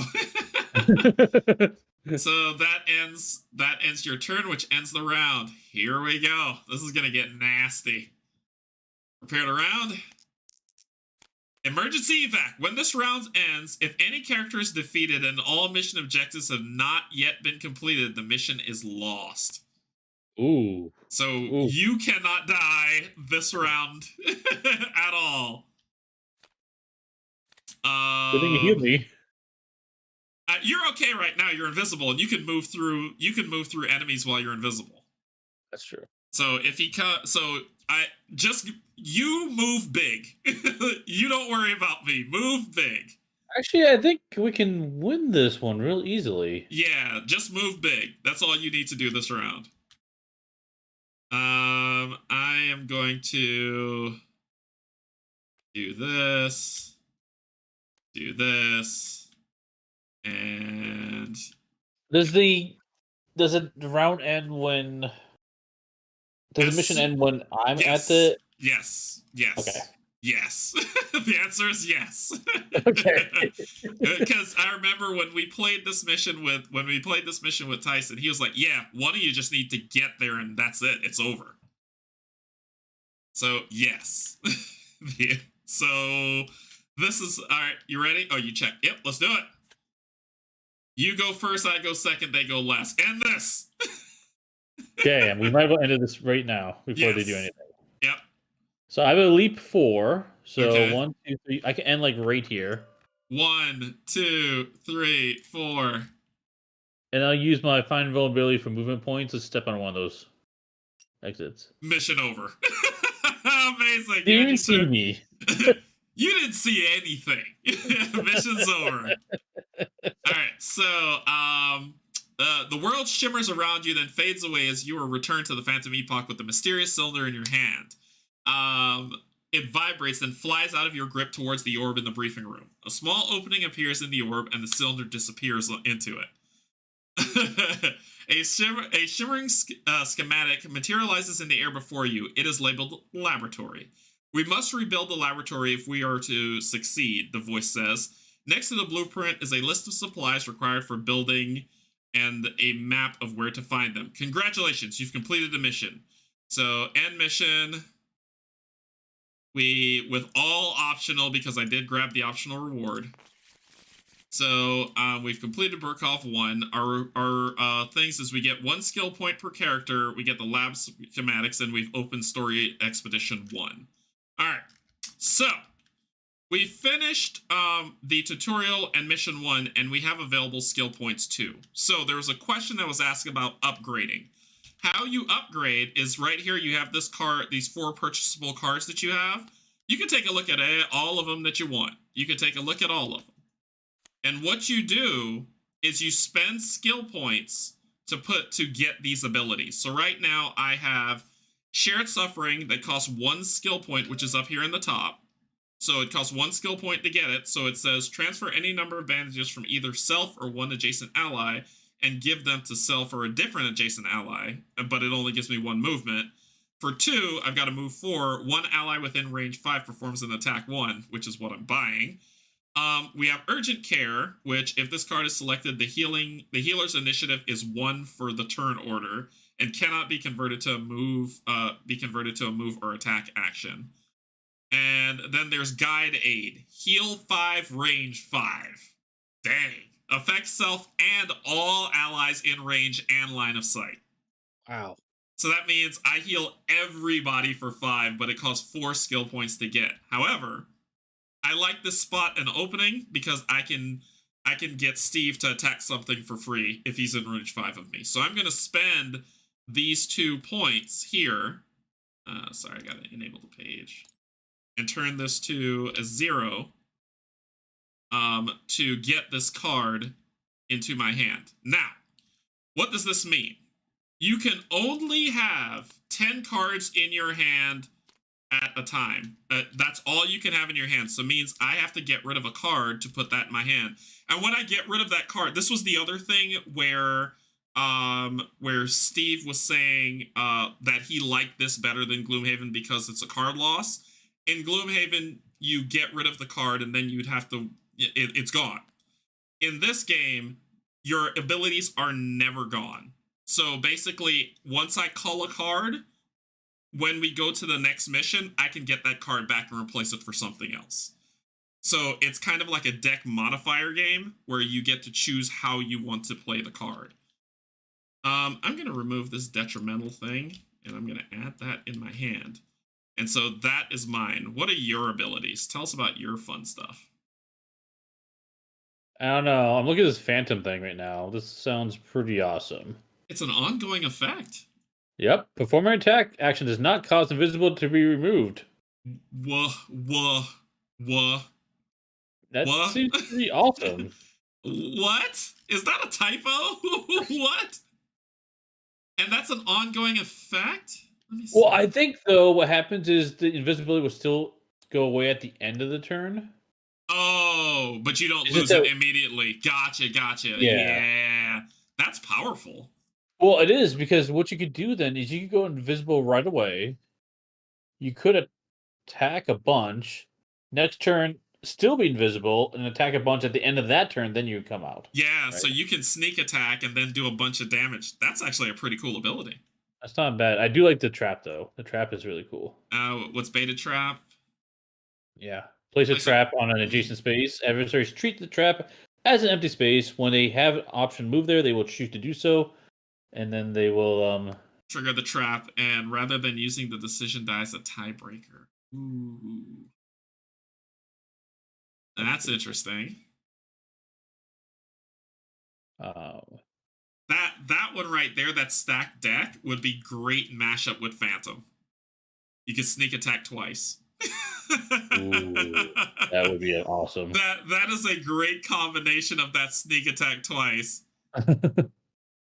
There's grudges on here. Gain Vengeful. Vengeful's kind of interesting because whenever someone attacks you, I believe you get to deal them a damage back. Yeah, after a melee attack completes, against a figure and does not result in it being unable to perform an attack, the figure you get to perform an attack back as retaliation.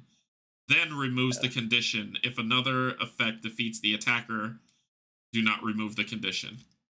So you stay in Vengeful. Wow. Are you interested? What you getting? I like Phantom. I like it. We gotta do it. So you gotta do Phantom, so you're gonna spend the 2 to get Phantom. Got it. So put that in your hand, determine which cards you're determine which card you're getting rid of. Or should I say not getting rid of, but putting off to the side. That is pretty cool. All right, so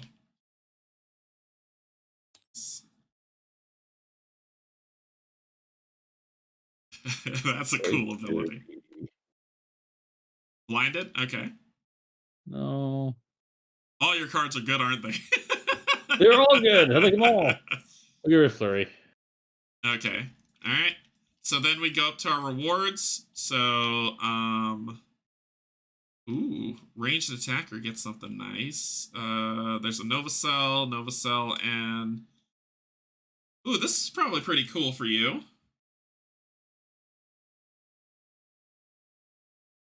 It kind of is your it's Vengeful. It is. It's a charged Vengeful. You can have it. It would have to replace Hidden Barber Adhesive Grip. It's up to you. I'm okay with what I have. I think I'll take the Broken Attachment again. Yeah, me too. So there's your Nova Cell, and I'll take a Nova Cell too for my Broken Attachment. Cool. All right, so we're not done with rewards yet because we also go over. So this is the one thing I didn't show y'all. This is the Phantom Epoch. That is this. So we got 3 Vanished Technology. We got the laboratory schematics, and I just want to make sure I read this properly. Because we're supposed to, when we got the treasure, it would have given us.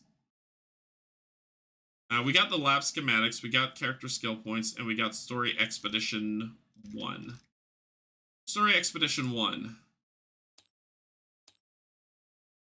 Oh, that's not this. Where was that? I can't remember where it I'm was. trying to remember. I know exactly what you're getting at. Yeah, I know that we get Is it the 3 orb? points to unlock it, but I'm trying to remember what it was. And no, the orb unlocked Burkhoff 5. Okay. Uh, Was there? go to the story expedition.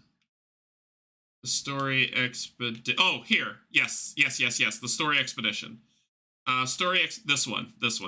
And it was story expedition right here. This one right here was drawn. Story Expedition 1. Thank you, Tyson. So, Story Expedition 1, along with the blueprints for the laboratory, are directions to a treasure cache with all of the materials needed to reconstruct it. The map points to a very large asteroid orbiting Burkhoff. A short time later, the Phantom Epoch touches down precariously on the asteroid's surface. Your team disembarks wearing strange suits that the voice says will keep you safe outside of the ship. You soon find the cache, vanished technology, and a stash of Nova cells. Suddenly, another starship roars overhead. The voice speaks into your helmet. The Timeless have found us. My masters did not give me the knowledge of where the Timeless came from, if they even knew, but they have weapons that cut through space, and we do not. We must leave. There isn't enough time to take everything. So, do we take the Nova cells and run, or do we take as much vanished technology as you can? I vote I Vanish still think Technology. advanced technology. Yeah, Vanish Technology. So we flip this, and we did Vanish Technology. You take all of the Vanish Technology, but the Nova Cells are lost to the Timeless. Gain 4 Vanish Technology, and then unlock Burkhoff 2 and embark on it next. So that's the next thing we have to do. Use the Vanish Technology to rebuild the lab now. So we go down to the Phantom Epoch, and this is our ship that is a derelict ship that we kind of need to put back together. It's running on autopilot. So we're going to spend 3 of... Is it saying not enough? Yeah, put the advanced technology in our sheet over here. Oh, that's right. So we put this... We have to edit this. Put this at 4. And then I can click it. 3. There we go. Alright, so the lab is unlocked. Open the lab tuck box and take out the item deck contained within. Separate all cards labeled 0 and 2 to create the available items deck. Return the remaining cards to the box without looking at them. Then you discover new formulas. Add the corresponding item cards to the available item decks. Characters may spend the number of Nova cells indicated at the bottom right of an item in the available items deck to create an item. Only 1 item may be created per character after each mission. The items are specifically formulated for the character that created them, and thus may not be traded between characters, so it's specific for how we want to do this. These items may only be used once, after which they are returned to the available items deck. So let's grab the tuck box out, and we take out 1s and 2s. And I believe we do get to look at all of them. And the rest go back in the tuck box. And then it says, when you discover new formulas, add the corresponding item cards to the available. Characters may spend the proper amount of Nova cells. So for 1s, tube is healing potions, and for 2s, it's energy potions. And they both cost 1 Nova cell to get. So healing potions heal self for 5. Energy potions recover 1. So, one thing to keep in mind, very important. We each can purchase these things. We cannot trade them, but you can only purchase 1. So you can't say, I'm going to buy a health potion and an energy potion. You can only do 1. I am probably...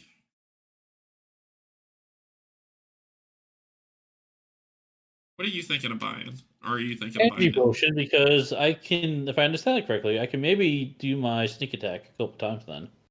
Yep, go for it. So you spend one of those and grab your energy potion. And that goes into these slots, which is here. I'm thinking the same thing. Maybe I should grab a health potion. I heal. Now I'll grab an energy potion as well. So I'll grab an energy potion as well.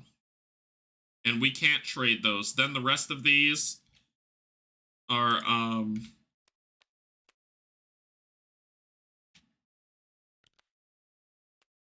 put back into the bag. So as you can see, new things become available as you start repairing the Epoch. And after every mission, you can pull another and try to use them as well. But they're in effect, they're basically there until you need them. I'm also going to charge this impact charge. Because I could do that now. Clear everything. We finished rewards. All rewards are done. This is discarded because that was the story event that we got. And if you look on our character sheet, we have basically, you set a name for your campaign, the characters that you're using, and then here, if we have fame building up, that's going to be the fame. And as we complete missions, we start checking stuff off. So we have unlocked. We've unlocked a couple things. We've unlocked Burkhoff 2. Mm-hmm. So Burkhoff 2 is unlocked. And we have also completed Burkhoff 1. Yep. And we've also unlocked something else because of the secrets. We've unlocked Burkhoff 5. We've also unlocked Burkhoff 5. So Burkhoff 5 is also unlocked. Yeah, you would play, you can, I think this game can be played true solo, but you would want to play two-handed. 2, 4, 6, 8, 10. Yep, that's right. Let's see. Let's take a look at the next. So as you can see, we've unlocked Burkhoff 2 and Burkhoff 5. But it did say that we had to go to Burkhoff 2 because of this mission. It said go there next. Unlock Burkhoff 2 and embark on it next. So let me mission 2. And then this is going to be our last one. We'll probably make it halfway in this maybe. But this will be kind of like the last set. Because y'all get a sense of where we are right now. And this Grolic Berserker did not go away. Clear play area.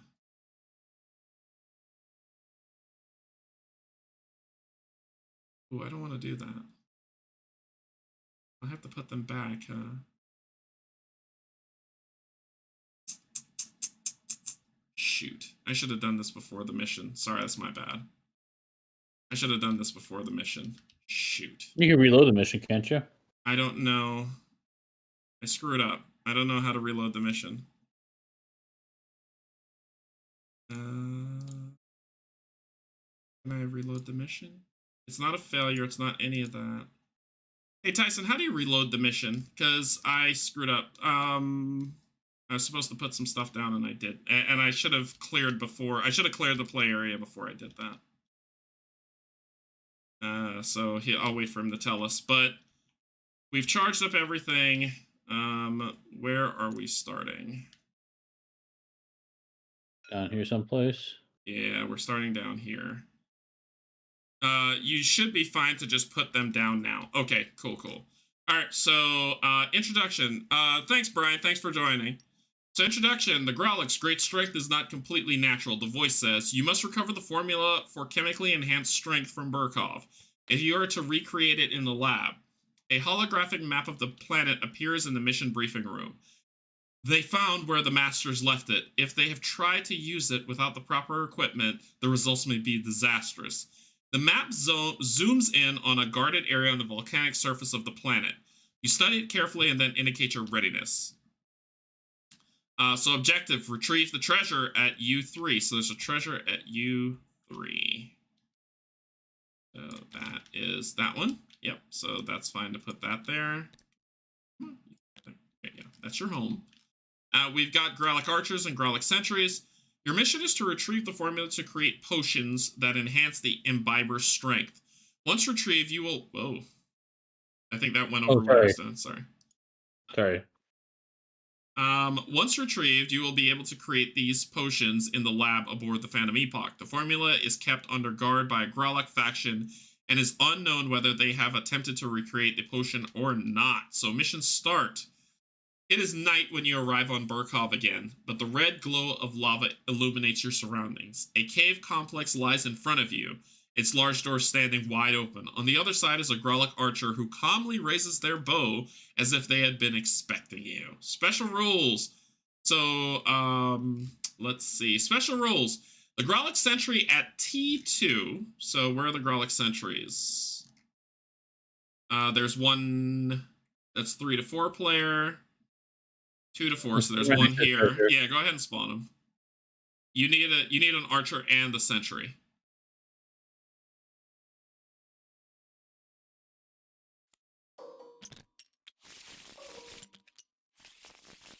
Yep. So the archer is gonna go here, and the sentry is gonna go here. Okay, so let's see the special rules. The Grolok sentry at T2 never moves. If he is involuntarily moved, he will use his move actions to return to being adjacent to the mission treasure. So T2 is this one. Yep. And he'll never move until you kill him. No, I haven't played the archer yet, board game officer. I haven't played the archer yet. I've been the healer the whole the times that we've played. Range attacks with line of sight drawn through the fire hazards, so D4, G7, and K, gain the inflict burning, so it heats up the arrow. Gain inflict burning. Adversaries will draw line of sight through the hazard if possible, while still following normal adversary rules. So they want to inflict burning as much as possible. And when the mission event, the door at J2, P6, and R6 are all open. Place open door tokens on each of them before starting the mission. So that's this one, and this one. Okay. So the Groloks retreat towards the back of the cavern. Each Grolok takes an extra move. So the mission event that happens is each Grolok will take an extra move 4 at the end of their turn and moves as close as they can to the mission treasure with that action. Event adversary is none. Okay. Let's bring this home. Let's do this. So we've got everything prepped. We're all ready to go. Let's go ahead and prepare the round. Mission event. So the mission event is Grolok retreat toward the back of the cavern. Each Grolok takes a move 4 at the end of their turn and moves as close as they can. Here are the adversaries. And here we go. Okay, so what's the board look like? So where did we start? I don't know why I put myself over here. I don't know. We can, yeah, we can shift around because we didn't read the full thing. Oh, don't run yet. Okay, now you can run. Yeah, I agree. I agree with that assessment. So, you're gonna try to get to that guy and kill him for sure. Yeah, I think I'm gonna try to join you.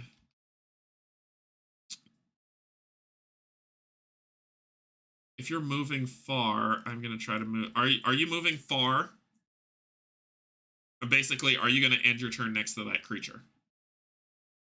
I was thinking about it. Yeah. Okay. Let me put in a failsafe just in case. Just in case things get dicey. Yeah, I can get next to him. 7. Is it gonna be a problem if I'm adjacent to him? Nope, no problem at all. Okay.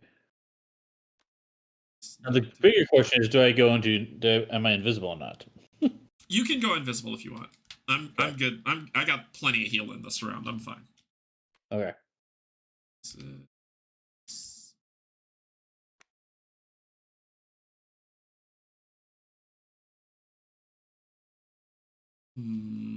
That would be fun, but not yet.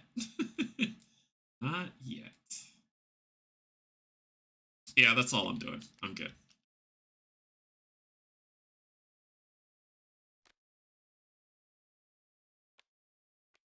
Where's my... Oh, there it is. Okay. I think you gotta put it in your hand. Well, you gotta put it in your hand for it to be counted. Oh, crap. Yeah, thank you. Ooh, I'm all, everything's going before you. Okay, so I'm gonna say I'm going for, Do you? what are they doing? Blues, so guard and an attack. Well, not really, because that one's not, he's not moving. The sentry isn't moving. What are you gonna do? Yeah, I gotta go first because they're gonna guard up. And then there's a lot of running, and that's gonna be a pain. I'm gonna go first. Oh man, they're gonna get, and they're at the end of the turn. They're gonna retreat, right? Yeah, that's why I'm going first. One, two, three. Sorry. One, two, three, four, five, six. I'm gonna go there to discard that, and then I'm gonna attack attack with +1 Pierce 3. He has 7 health. I can't really kill him this round unless I go for broke on crit. Ooh. Ooh, ooh, ooh, ooh, ooh, ooh, ooh, ooh, ooh.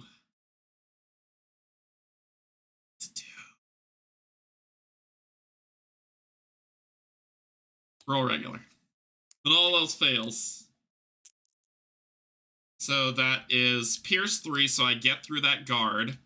And it is 4. +1, right? Because it's -1 guard. I cut through all the, oh right, +1. So 5. 5, correct. Yep. So he takes 2 damage. Yep, thank you. Yeah, that Pierce cuts through all that guard nonsense. So there we go. Yay. So it'd have been, his guard would have been 0. His guard would have been 0, so it would have been 4.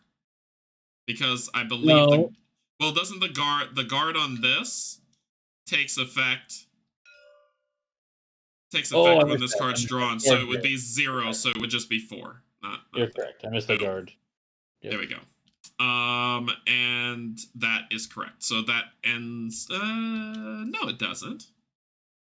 I'm then gonna impact charge that sucker and inflict knockdown. Oh, it doesn't activate. You're going down. Inflict knockdown. This is why I have this ability. So I do impact charge. After I perform an attack, inflict knockdown on one target of that attack. You're going down, buddy. So boom, knockdown. You're going nowhere. I got you for 3 minutes of playtime. So that ends my turn. That ends my turn. Then it is the sentry who is not going to move. He's just going to guard up. So he's at a guard. The sentry's at a guard 3. Ooh. But he's not moving, and it says that he won't move from the treasure. Bonesaw is ready. And then it is the archer's turn, but the archer is knocked down. And I believe they don't activate when they're knocked down, right? That's correct.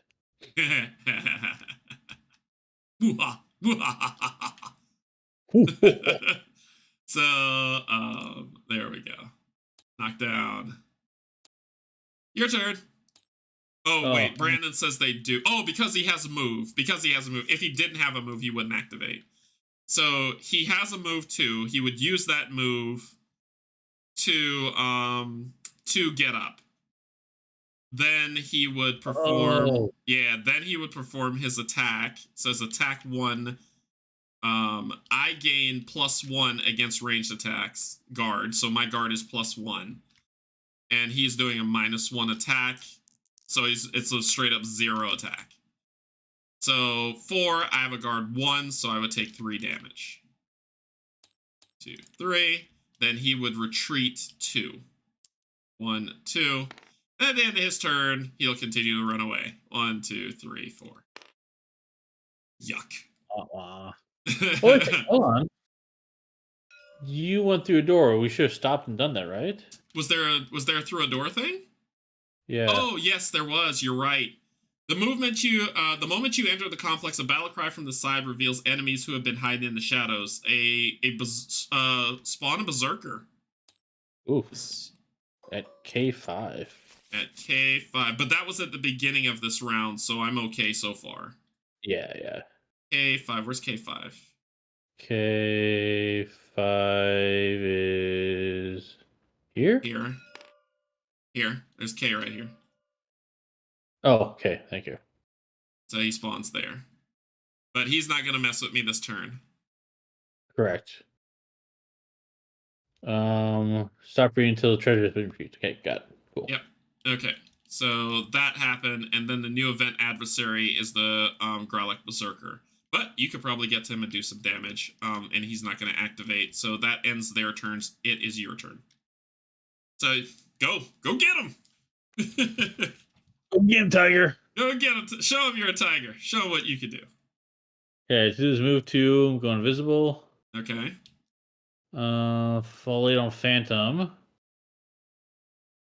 Phantom is a permanent effect, so that is going to go on your persistent side. Yep, on the persistent side. Yep. I counted that movement as part of my planning, which I'm not using for movement, obviously. So that was my bad. So I'm gonna move 2 plus the 5 for sneak attack for a total of 7. Can I get next to him? 1, 2, 3, 4, 5. If you use the 5, you could get next to him. Yeah, let's do that. Okay. I can't pick myself up. Up. Go. Do. Right here. And I'm invisible.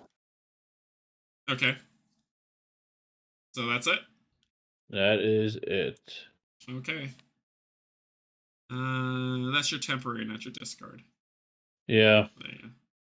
Oh, it's just being weird. Your ping rate's pretty decent now, so. Yeah, it's not the ping rate. It is TTS. Oh, it's acting really weird. It is. It's really laggy for me, so. Okay. It's fine. Sorry. What's happening? Interrupted rest. Any character that rests this round randomly discards 1 action card after resting. And Western South's happening. Oh my god.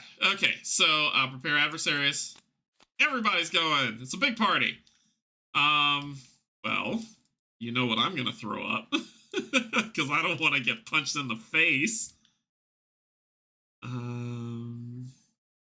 Let's take care of that adversary. And you have an ability that lets you attack stuff that if I'm next to you, right? Or next to the enemy, that lets you boost some damage. That's correct. I think this round I'm going to play it a little safe with that. All right, that's what I'm going. So I may or may not be setting you up for that.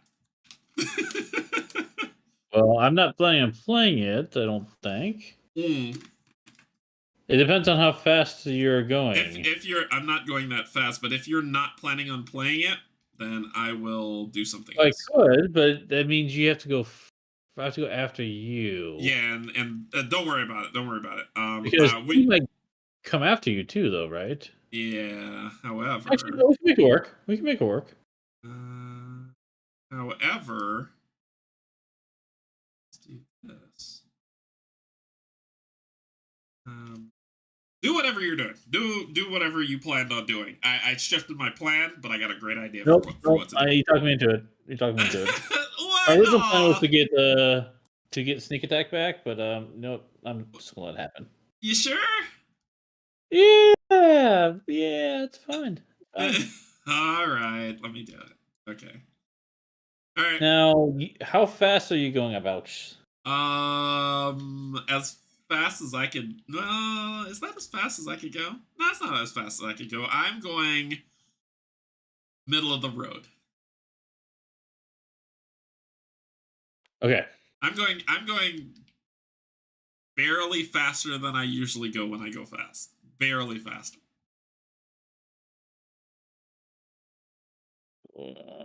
Don't go early. I don't know if this is fast enough or not. Hey, does this guy have guard? Does he have what?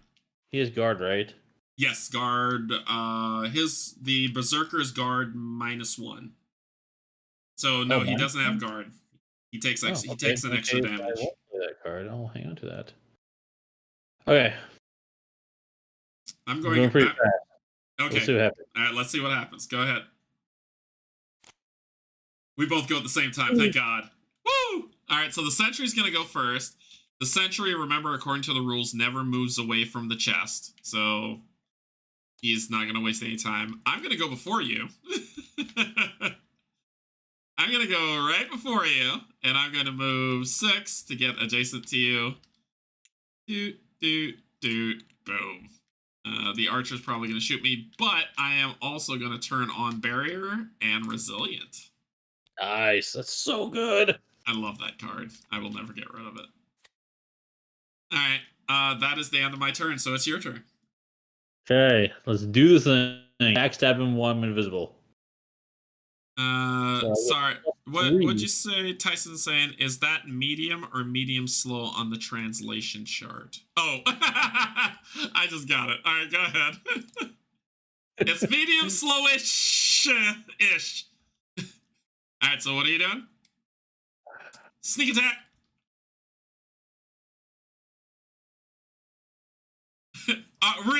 Really, you're considering this?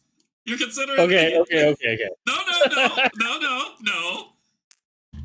Crit! Crit! Woo So you actually stay invisible because you critted. Yep. And you do double damage. So that's a No. 9. It's not double damage. It's backstab. It's +3. Oh, I thought you did sneak attack. Sorry.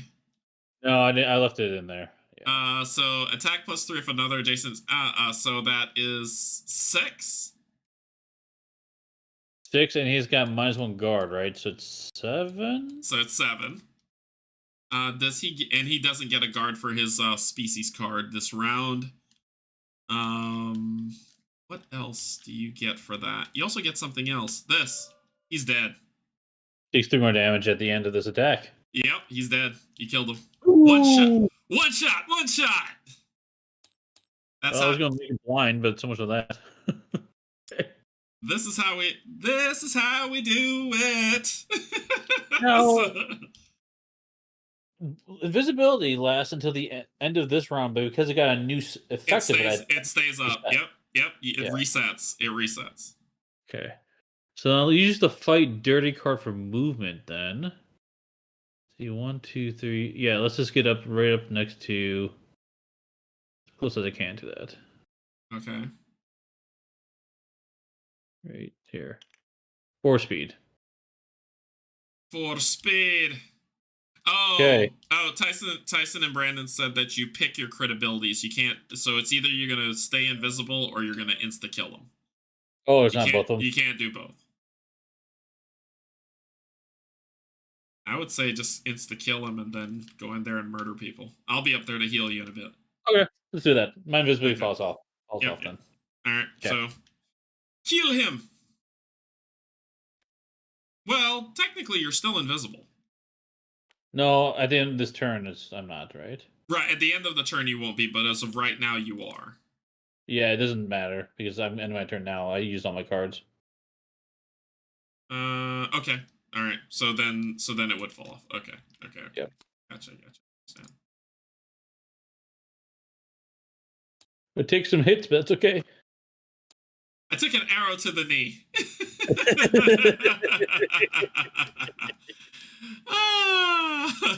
All right, so let's do this. So it is so that is your turn. It is the archer's turn.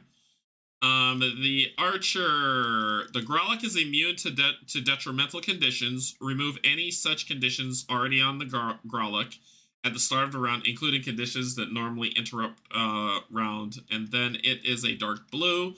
So it is going to attack you for -1 and then retreat 2. So... Hey, Colton, what's going on? Hello. So then attack -1, it has a +1, so it's just a straight up roll attack on you. So go for it. Come on, fumble. So that's 4. So you take 4 damage. I got you covered. You're fine. You're fine. All right, so that ends the archer's turn. Now Next up, retreat, it can't move anywhere because I'm in its way. So exactly. So it's stuck. So it's yeah. stuck. So and then the berserker's dead as you murderized it. Boo, boo, boo, boo, boo, boo. Trail around.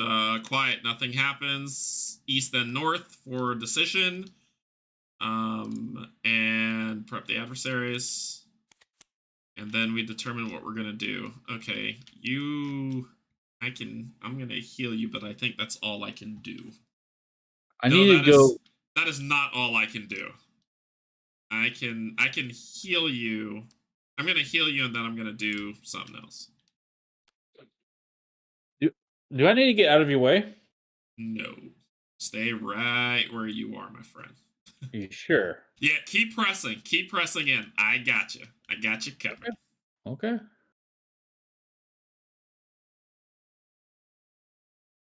So,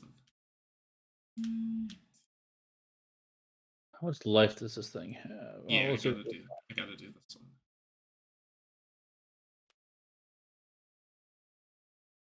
Mm.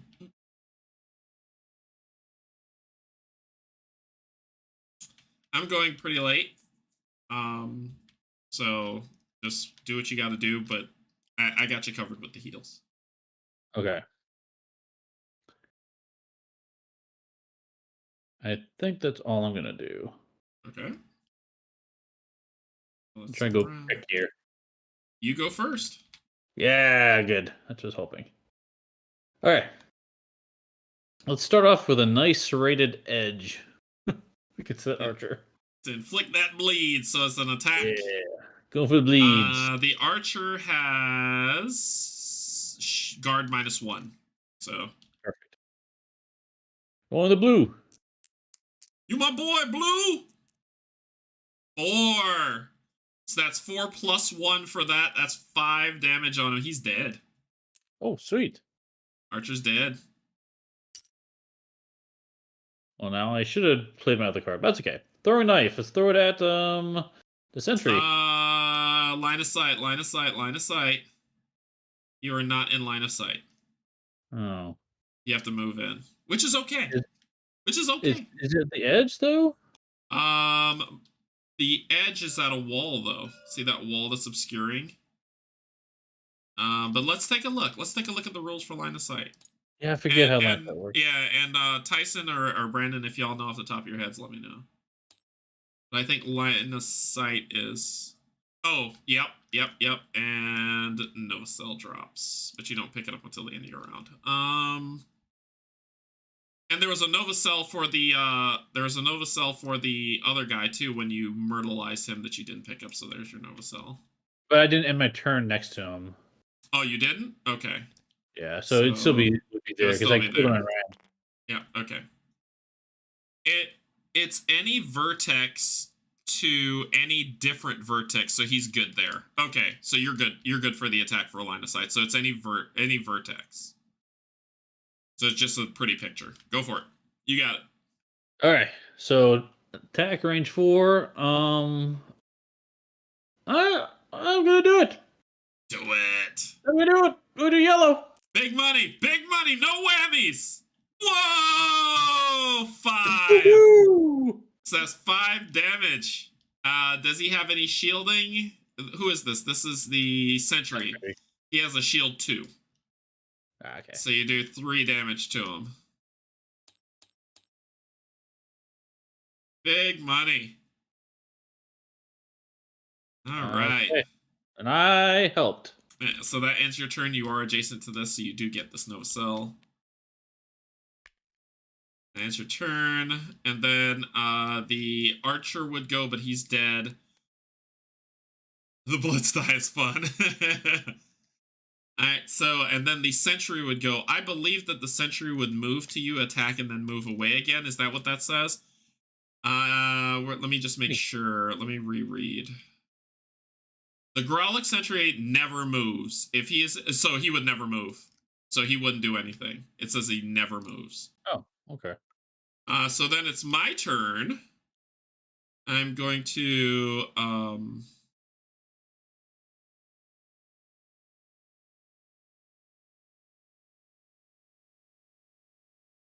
Oh, this sucks. I pulled the wrong card. I'm gonna have to heal you next round. I pulled the wrong card. I pulled the wrong. Well, no, because I can't do this right now. So I can actually make this work. 1, 2, 3. I'll be here, and then I'm gonna play heal 3, affect self and adjacent, so you get healed for 3. Wait. And so do I. 3. You both get a bandage too. Then, I assume. Yes, we both get a bandage. So there's yours. 9. You got it. Cool. Whoa. You okay? I'm just a little drunk. Have you been drinking? All right, so okay, so that is that, and then you're gonna probably move in and kill him. So this is just a wasted card because I don't think. Actually, I won't. To be honest. Okay, I will then. So I'll use that as a move too. 1, 2. Okay. There we go. Okay. That ends the round. Fair round.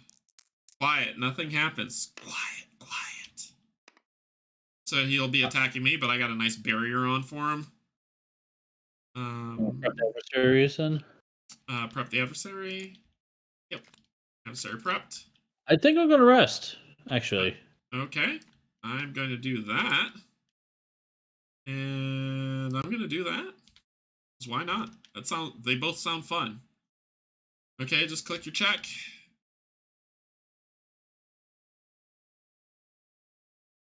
Did not work? There you go. Start round. You go first.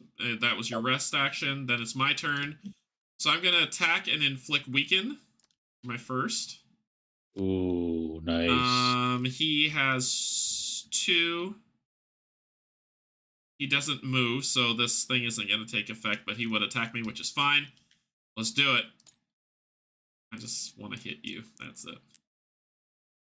So that is 2. That's okay. I still inflict weaken. Take it. And then I'm going to all attacks. And then I'm going to attack again. And I'm going for broke. Crit. Ooh. Crit. So I'm going to inflict bleed on him with my hemorrhage inducer. And I hit him for 3 with the shield 2, so he will take 1. And he will be inflicted with bleed. You enjoy that. That's a gift from me to you. Yeah, he's in a bad state. I love it. So that'll end my turn. So then at the beginning of his turn, he takes 2 damage from bleed. Yep. Then he would try to do the move, but he's not going to do the move because he doesn't move. But he is dark blue. He's going to attack with strike. He is weakened, and weakened says -2 to all attacks. So his attack is a 1 -2. So his attack is a -1. Stop hitting yourself.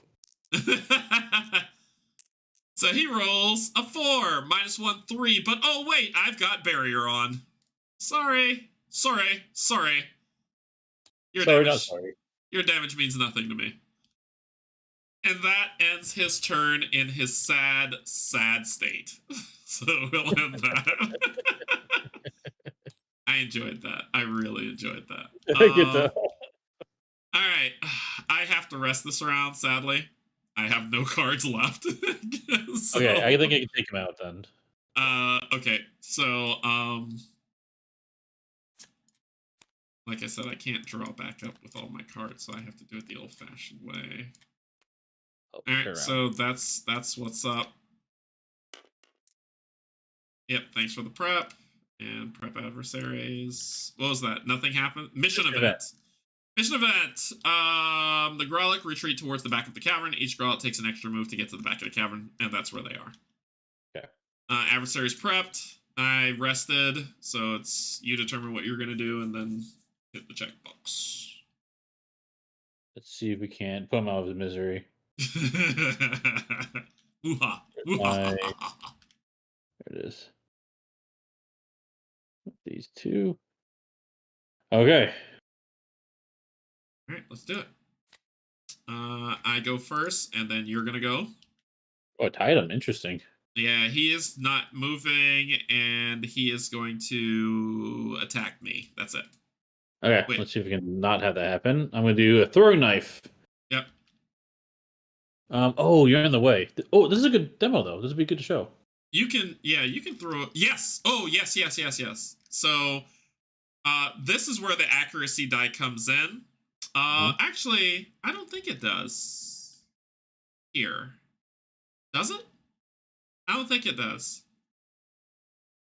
Why?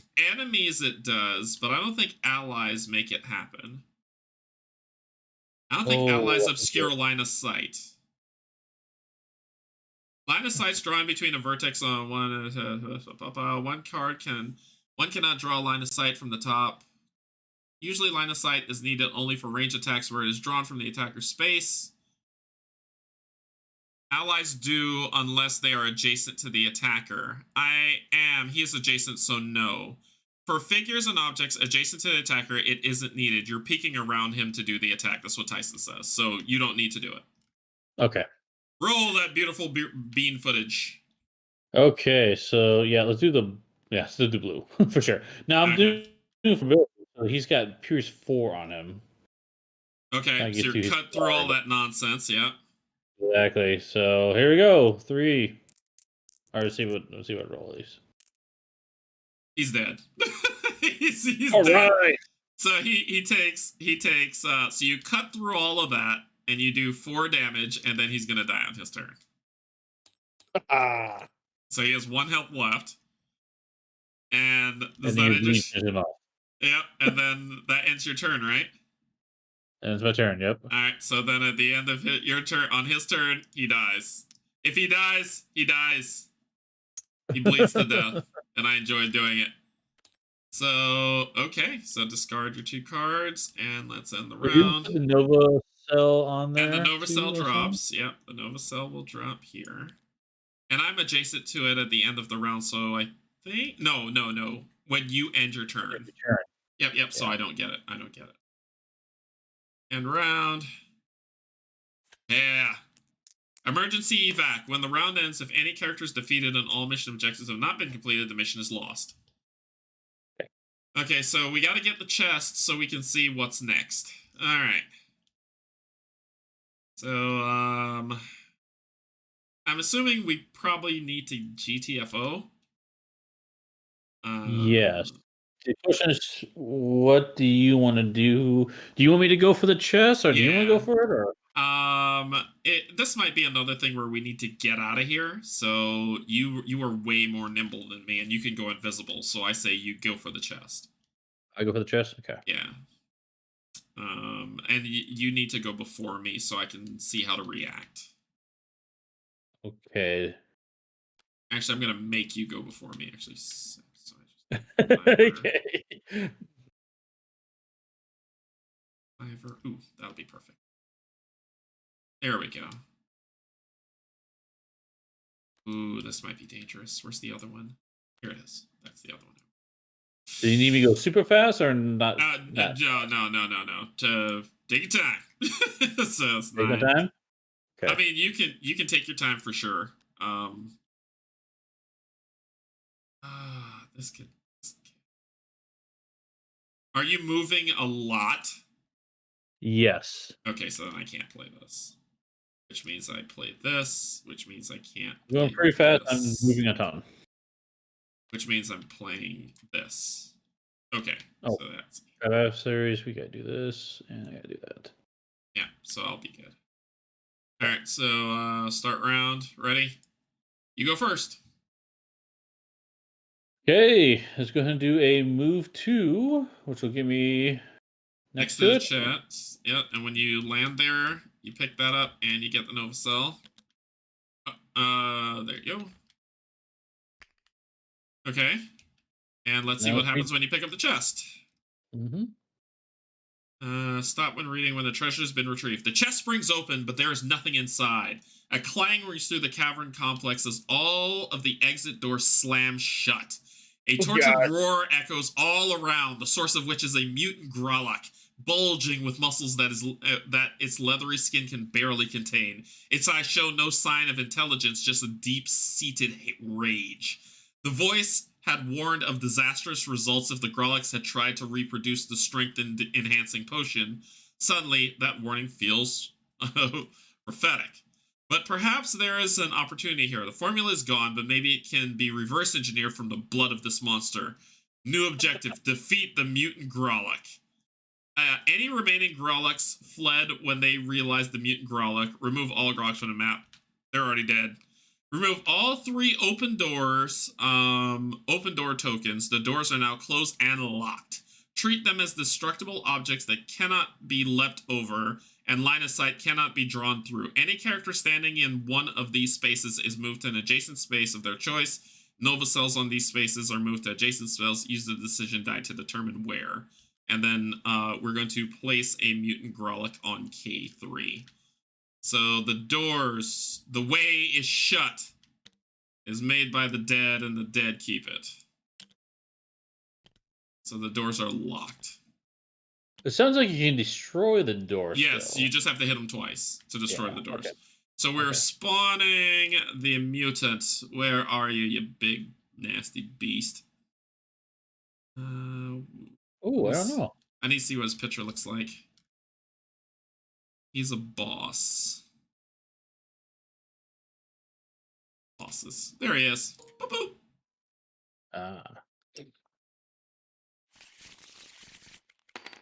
So there he is. He has all the boss cards and all the abilities that you can see as initiative based on what he does. Since it's 2-player, he has 23 health. Yay! His attack is 2, his guard is 1, and his range is 1. Inherently, he moves 2. His crit ability is immediately perform an attack -1 on all adjacent enemies. This crit ability can only be activated once per round.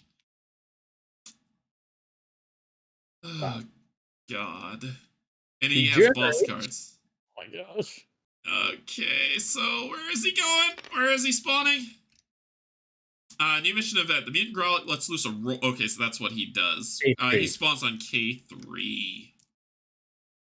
K3. Boom.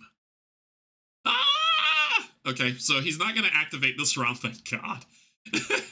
So. Gulp! Gulp! So it's your turn. So it's still your turn. So you did a move 2. You did a move 2 and you went invisible. Yep. So 1, 2, 3, 4, 5. Let me end. Yes, end next to him, please. End next to him, and I might be able to help you next round. Yeah, I'm gonna end here, and I might as well pick up the Nova thing while I'm next to it. Oh, you're gonna end where? Right next to him, just southeast of his position. Yep. And then grab your Nova Cell. Grab the Nova Shell, yep, and then I'll get rid of these cards. Okay. Okay. All right. My turn. Well, I'm gonna shield up because this is gonna chafe. So I'm gonna grab my barrier back if that's cool with everybody. Yeah. And then I am going to move 6. 1, 2, 3, 4, right here, because I want to. Actually, the one that gets me adjacent to an ally. And that's going to be the end of me. All right. Here we go. Boop. Prep the adversary. Oh, God. That's what he's going to do. 1 AP. The what? We have -1 AP this round. Oh, sorry. Okay, so I'm at 10. Okay. I could do 4, 8.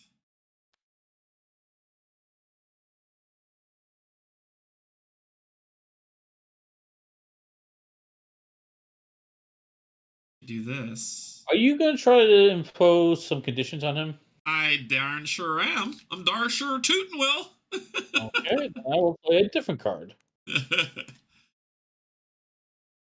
Darn sure tootin'. Um, if you are ever so interested, you could have converted one of your cards to an attack last turn. Oh, that's true because I didn't do an attack. That's true. It's passed. Sorry, I need to be more aware of that. If you are interested, my good man. Actually, no, you can't do that. Never mind. I can't set you up.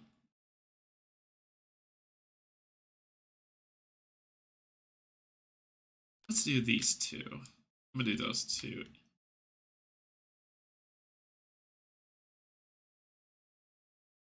Just have guard 1. Okay. I'm gonna do this because he's gonna probably go before me. Please God, let him go before me. Most likely, yes. All right. All right. So you check off when you're ready. Oh, yeah, I forgot. Yep. Yep. Action number 1. So he's going to claw attack. So he's gonna claw attack and east south. So he's gonna hit you, but you're invisible. So he's gonna hit me. Yep. So he's gonna claw attack. And Which is does I forget what does his deck do again? I forget right here, about. right here. So it tells which one of these actions he activates. Gotcha. So he's attacking 1. So his initiative is 5 because it's 3 and 2. And he rolls the blue die, I believe. Let's do this. It's not gonna hit me, so I don't care. So he would do what he would have done if he hit me. That was 3 plus 2, 5. So you'd have done 5 damage to me. But I got my barrier up, and we don't care about your first attack. We are only going to care about the second. So that ends his turn. So it is your turn. Okay, because he do didn't it. crit. He didn't crit. Let's do a sneak attack. Sneak attack. Do I? No. No. I don't risk it. Let's do it. Right. It's so tempting. But I won't do it. Sneak attack. Crit. Woo woo. So what do you want to do? 3 extra damage? So that would be actually it's 3 times 3 9 10 11. So it'd be 12 damage you do to him. Wait, what? Hold on. Because you sneak attacked. So your sneak attack is 2 times 3. 9. Right, so 6. Oh, sorry, 6. My bad math. Then it's 9 damage you're doing. Sorry, bad math. 6 minus 1, so it's only I'm doing 5. Minus 1 for the guard. Yep. Well, it's 6, but you critted, so it's 6 minus 1. Yep. 5. So let's walk it slowly. 1, 2, 3, 4, 5, and then you crit. So I have the choice. I could do a hidden barb, do an additional 3 damage after the attack action completes, which or can go invisible again. I think I'm going to do the hidden barb. Let's do that. All right. Yep. And the hidden barb from what I read ignores guard. So 1, 2, 3. So you've hit him for nice damage on him for the first strike. And then let's try to backstab him for my second attack. Backstab. So plus 3. Get him. Plus 3. Yep.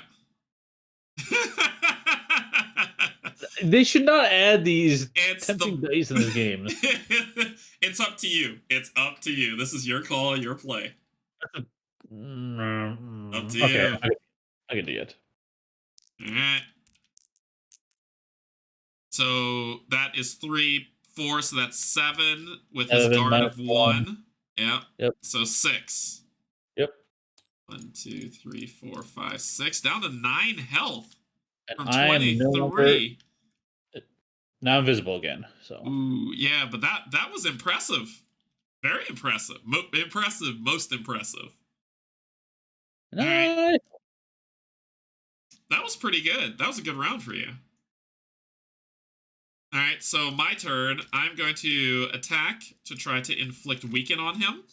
Yes. So let's do it. He just has a shield 1, right? Yep, guard 1. All right, so I hit for 4, which means I would hit for 3. 1, 2, 3, and I inflict him with weaken. Take that, and then I will attack him with pierce. So Ooh. attack. That is 2 plus 1, 3. No guard. Yep. So he's down to 3 health. Oh, nice. And then how hurt are you? I All right, so I'm gonna do 2 things. One, I'm gonna heal you to full health. Sweet. Oh no, sorry, that's self. I won't. I can't heal you full health. I'm actually not gonna do anything for that card. Yeah. Sorry, that's self.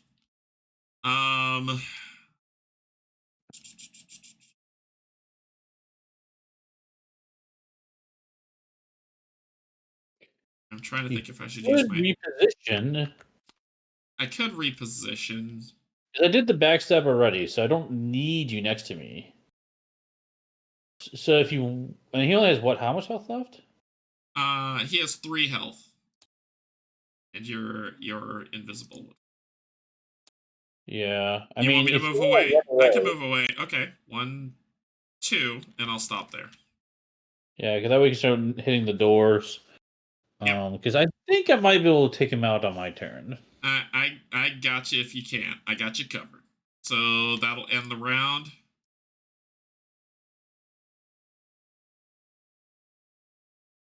Okay, around. Mission event. Mission event for him. The mutant Grolic lets loose a roar that shakes the entire cavern, knocking stalactites loose and threatening to collapse the entire structure. All characters within range 5 of the mutant Grolic are knocked down. Oh, So we are knocked down, so you got to get some movement to get back up. that's okay. Um,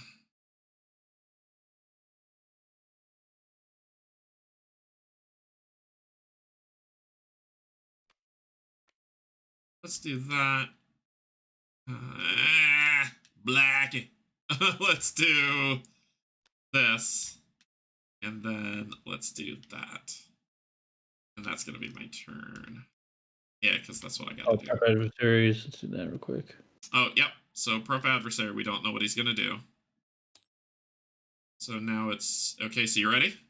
Yep. You and the mutant Grolic go first.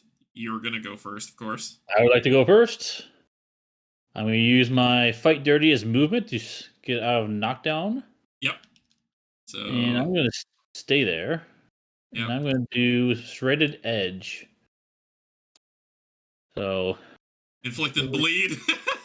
So, exactly. So it's well, what does he have? He has action 2 he's doing.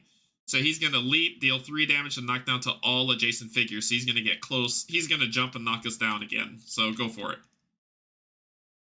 Okay. Rolling the blue die. Yeah. 3 minus That's 1. perfect. 3 minus 1 is 2. And he's Yep. dead. Yep. And then you inflict bleed. He's a dead creature. Okay, so then it's his turn. At the beginning of his round, he takes 2 damage and he dies. So the monster collapses to the ground. Its tortured growls fade away, and a momentary expression of peace passes across its face as it heaves its last breath. A short time later, sample in hand, you are transported back to the Phantom Epoch. Troubling, the voices say, "It seems it was a trap. How could the Grolics know to expect you? We will need to be careful. For now, you have done well retrieving the sample. We can use this. Congratulations, you've completed the mission. Remove all copies of Item 3 from the laboratory box and place them in the available items deck. Item number 3, the strength potion, is now available to craft between missions. Do the same in the future, any terms. Also, don't forget that you get your lovely Nova Cell. Oh, yeah, yeah. Let's see. So, boom, boom, boom. When planetary expeditions are unlocked, the unlock expedition card is placed on the corresponding planetary expedition. Retrieve Burkhoff Expedition number 15, Thespro Expedition 15, and Orbros Expedition 15 from the game box now, and shuffle each into their corresponding expedition decks. So, we end mission with all optional objectives done, because there was nothing else. And then we get our rewards. We get item 3, Burkhoff 15, Thespera 15, mission. We get a ton of stuff. Oh, Yeah, the boss drops more Nova cells. How much Nova cells? How do we know? How much Nova cells does the boss drops? Bosses drop a number of Nova cells equal to the characters present plus the mission difficulty. So 3 Nova cells from him. Nice. So 2 more. And I'm assuming we can share them. I think we can share them. So, all right. So let's take this in turn. Let's do upgrade abilities. So we've got, there's an impact charge, which you already have. And no, I have that. There's adhesive grip, which you already have. There's this one that lets you retaliate, and then there's a ranged one. I'll take the adhesive one since you already have it, but I won't equip it. Sure. Because you already have one, so.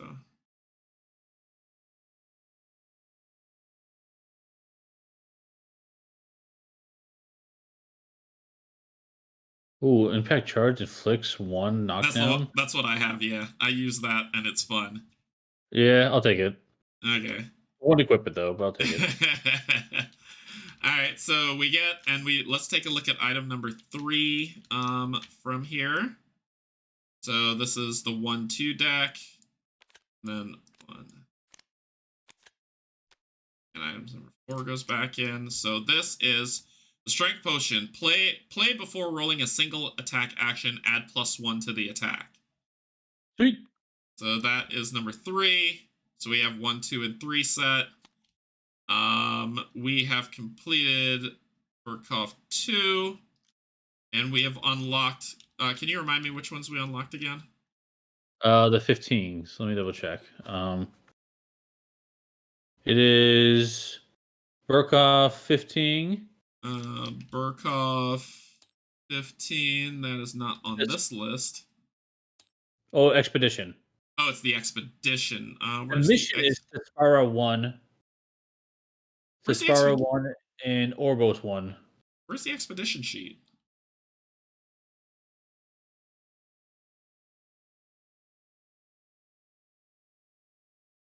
Sorry. You said it was the Expedition? Yeah. Do you want to mark the mission? Burkhoff Oh, it's not in this game, is it? Maybe it's not in this demo. Yeah. I think it might not be in this demo. This says, you have completed the campaign introduction. They were automatically added to the corresponding decks by the scripts. They are a start expedition button top right. Oh, top left. I see it. Yeah. Oh, start expedition. Okay, so they're already in there added. We have mission Thespera 1 and mission Orbos 1 open. So for the mission, those 2 have been checked as available for us. And yeah, so this says, you have completed the campaign introduction. You've now learned all the basics of the Phantom Epoch. So basically, this is the end of the introduction. We've done rewards, right? I think we've done rewards. Yeah. Okay, so expeditions. Include the play area first, real quick. Oh, yep, thank you. Go for it. Screw that up. So we randomly drew an expedition, right? Mm-hmm. Which was Expedition 10. The scanner picked up a vanished technology cache on the 4th and final planet from the Burkhoff system's sun. Burkhoff itself is the 2nd planet from the sun. On approach, you are amazed to find that the planet is lush green and most of its surface is covered in crystalline blue water. How is it that sentient life in the solar system ended up on the harsh planet of Burkhoff? And not this beautiful planet, in fact. Why wouldn't the Vanish have relocated the people of Burkhoff here? A possible answer comes as the Phantom Epoch enters atmosphere and the ship's power begins to flicker on and off. The voice tries to speak, but its words are distorted. Something is faring with stems. So do we abort entry or press onwards on the surface? This is an expedition. You gotta check it out. Alright, let's go check it out. B. Roll an attack die. Oh gosh. Yep. Immediate regret. So roll it, then let's see what happens.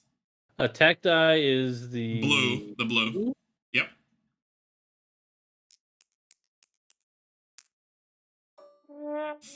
Fumble. That sounds good. Whatever the interference is, it grows steadily worse until systems begin to fail. Blue or yellow, you can pick. Oh, you can pick which one you want to do. You're forced to turn back, and once free of the atmosphere, take stock of the damage already done. So we get nothing. Okay. Sad face. Panic. So that was our expedition that we did. And we finished. Because if we look at the next missions, we've got 5, we've got Thesper 1, and we've got Orbos 1 if we want to move around. We did our expedition. We could start shopping if we want to find gear. So if you do start shopping, we'll just show this because we're about to end this. So if we do start shopping, the shopping deck comes out right here where we can buy stuff. And they for the cost of different things. Now we can upgrade ourselves a little bit if we want to be able to buy these items from the shopping district. So for two of them, there's a helm, so we can kind of power ourselves up. Look how it gives us like -1 attack or +1 initiative. Mm-hmm. Like it gives us some nice things going. Yeah, I understand the show's over. That's not a big deal. There you go. There you go. Fixed it. Problem solved. Job's done. Job done. So they looks like there is 2 chest pieces, 4 helmets. Well, more than 2 chest pieces. These actually are pretty decent. All of them are, but you got to charge them all except for this. It looks fun. I'm immune to. Ooh, yeah. So you can shop, and when you finish shopping, you hit end shopping, and then move on. That's upgrading your character's abilities, and then you could do whatever you need and charge what you need to. So we're gonna stop here. It's super late, and we both have work in the morning. But this has been a playthrough and a preview of the beginning of Phantom Epoch. So Tyson, thank you so much for bringing this to our attention and sending me an actual copy, to which I actually have the actual copy right here. And I want to show y'all. This is the book. And so to show you all that it is a book of... Like, it is a book. It is a flip book that you use for the board, which is phenomenal. But what's coming up is that I'm going to schedule some time. I'm going to continue this playthrough with these same 2 characters. And then I'm going to send this, after that playthrough, I'm going to send this to Steve.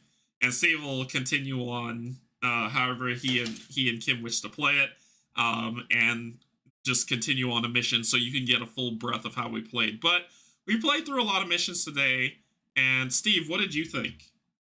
I really like this game. This is fun. I like how you can feel unique. Each character feels unique and also still powerful. Yeah. Like with smart plays. I like how it is distilled down to reduce. I'm gonna use the word fiddliness, I guess, or fiddly. Mm-hmm. Like, I'm not saying the game's fiddly, but like you're flipping a single card and it's doing a lot of things at one time, Mm-hmm. right? Mm-hmm. I'm thinking about the enemy AI, for example, and I love that, just keeping things so that the enemies are interesting and unique, and still making it easy to execute for players. Yeah. Yeah, I really like this one. It's fun. If it wasn't for work tomorrow and everything, I'd be like, yeah, let's keep going. Let's keep going. I'm of the same mind too. If it wasn't for work tomorrow, I would want to keep going. Brandon asks, what do you think of the enemy activation system with the cards and decision die? I like it. I like that, and that the enemy is not, that their actions are not static. It's not, okay, on the enemy's turn, it's always going to move forward. It's always going to attack you. It varies, and you never know. You can learn the decks all you want because there are 10 cards in there, but you never know which one's going to come up because it's randomly shuffled. So you know the enemy is going to do. It's like, for me, it's like Marvel United, where I know the enemy's going to bam. I just don't know when they're going to bam. Right. I also like how you roll the decision dice up front. Mm-hmm. So if I know they're going to target, most likely, the tiebreakers east and west, or east and south, and I want to take the damage of you, I will try to position myself more east and south for that purpose, right? Yeah, yeah, yep. So you can for people who are more squishy, you can position yourself so that you're not going to be the primary target of the attack, Right. which I Right. think is fantastic. I really really like that. Me too. Yeah, you need to try the archer. You can use the accuracy die to your advantage. It's super fun. Yeah, we didn't get to show off the accuracy die in this playthrough because we were playing with both melee fighters, and we never got into a position where we needed to use it. But it is a nice addition to the game. And basically, the accuracy die is if you're throwing at an enemy that you're going to go through an obstacle or or an enemy, then you roll this accuracy die, and you can hit, you can miss, you can hit somebody else. It just all depends on how you roll it. So it can be it adds another dynamic to the game, which I think is really fun. Mhm. So yeah, that is pretty much it. We're gonna end it for today. Steve, thank you so much for joining me. It's always fun playing board games. We need to both Steve and I were talking about we need to get back to another game of Palooza. We're like missing it. We want to get back to playing in Exactly. person. So we will soon. Hopefully it'll be sometime this month. But we will get back to it and have a good time. For sure. Yeah. So Steve, what do you got coming up on the channel? Uh, Tomorrow night, Peter's gonna be streaming Marvel Champions. I would like to do co-op chat, but it's honestly it's probably not gonna happen. I'm hoping to have everything ready to go for Sunday morning to do Estafarian Guard. That's still going to depend on if I get the computer rebuilt in time and if Kim is feeling better for that one. Okay. You're It's killing kind of me. up in the air, You're unfortunately. killing me, So, man. You're playing it on the days where I can't watch it live. So, but yeah, that sounds amazing. That sounds truly amazing. For me, what's coming up next is it sounds like there's no co-op chat on Saturday. So the next thing that we'll be doing is Kate, Cynthia, and I will be continuing our Edge of the Earth campaign with the last three surviving members of the expedition. So hopefully we'll do better on that terms. But yeah, Steve, Kate said, good luck with your computer. Hopefully it gets resolved. Um, Thanks everybody. Thanks Steve. Thank you to my patrons, YouTube subscribers, and if you're neither and you just came in the hangout, thank you and welcome as well. I really appreciate you being here. And just know I love you, and there's absolutely nothing you can do about it. See y'all later. bye bye.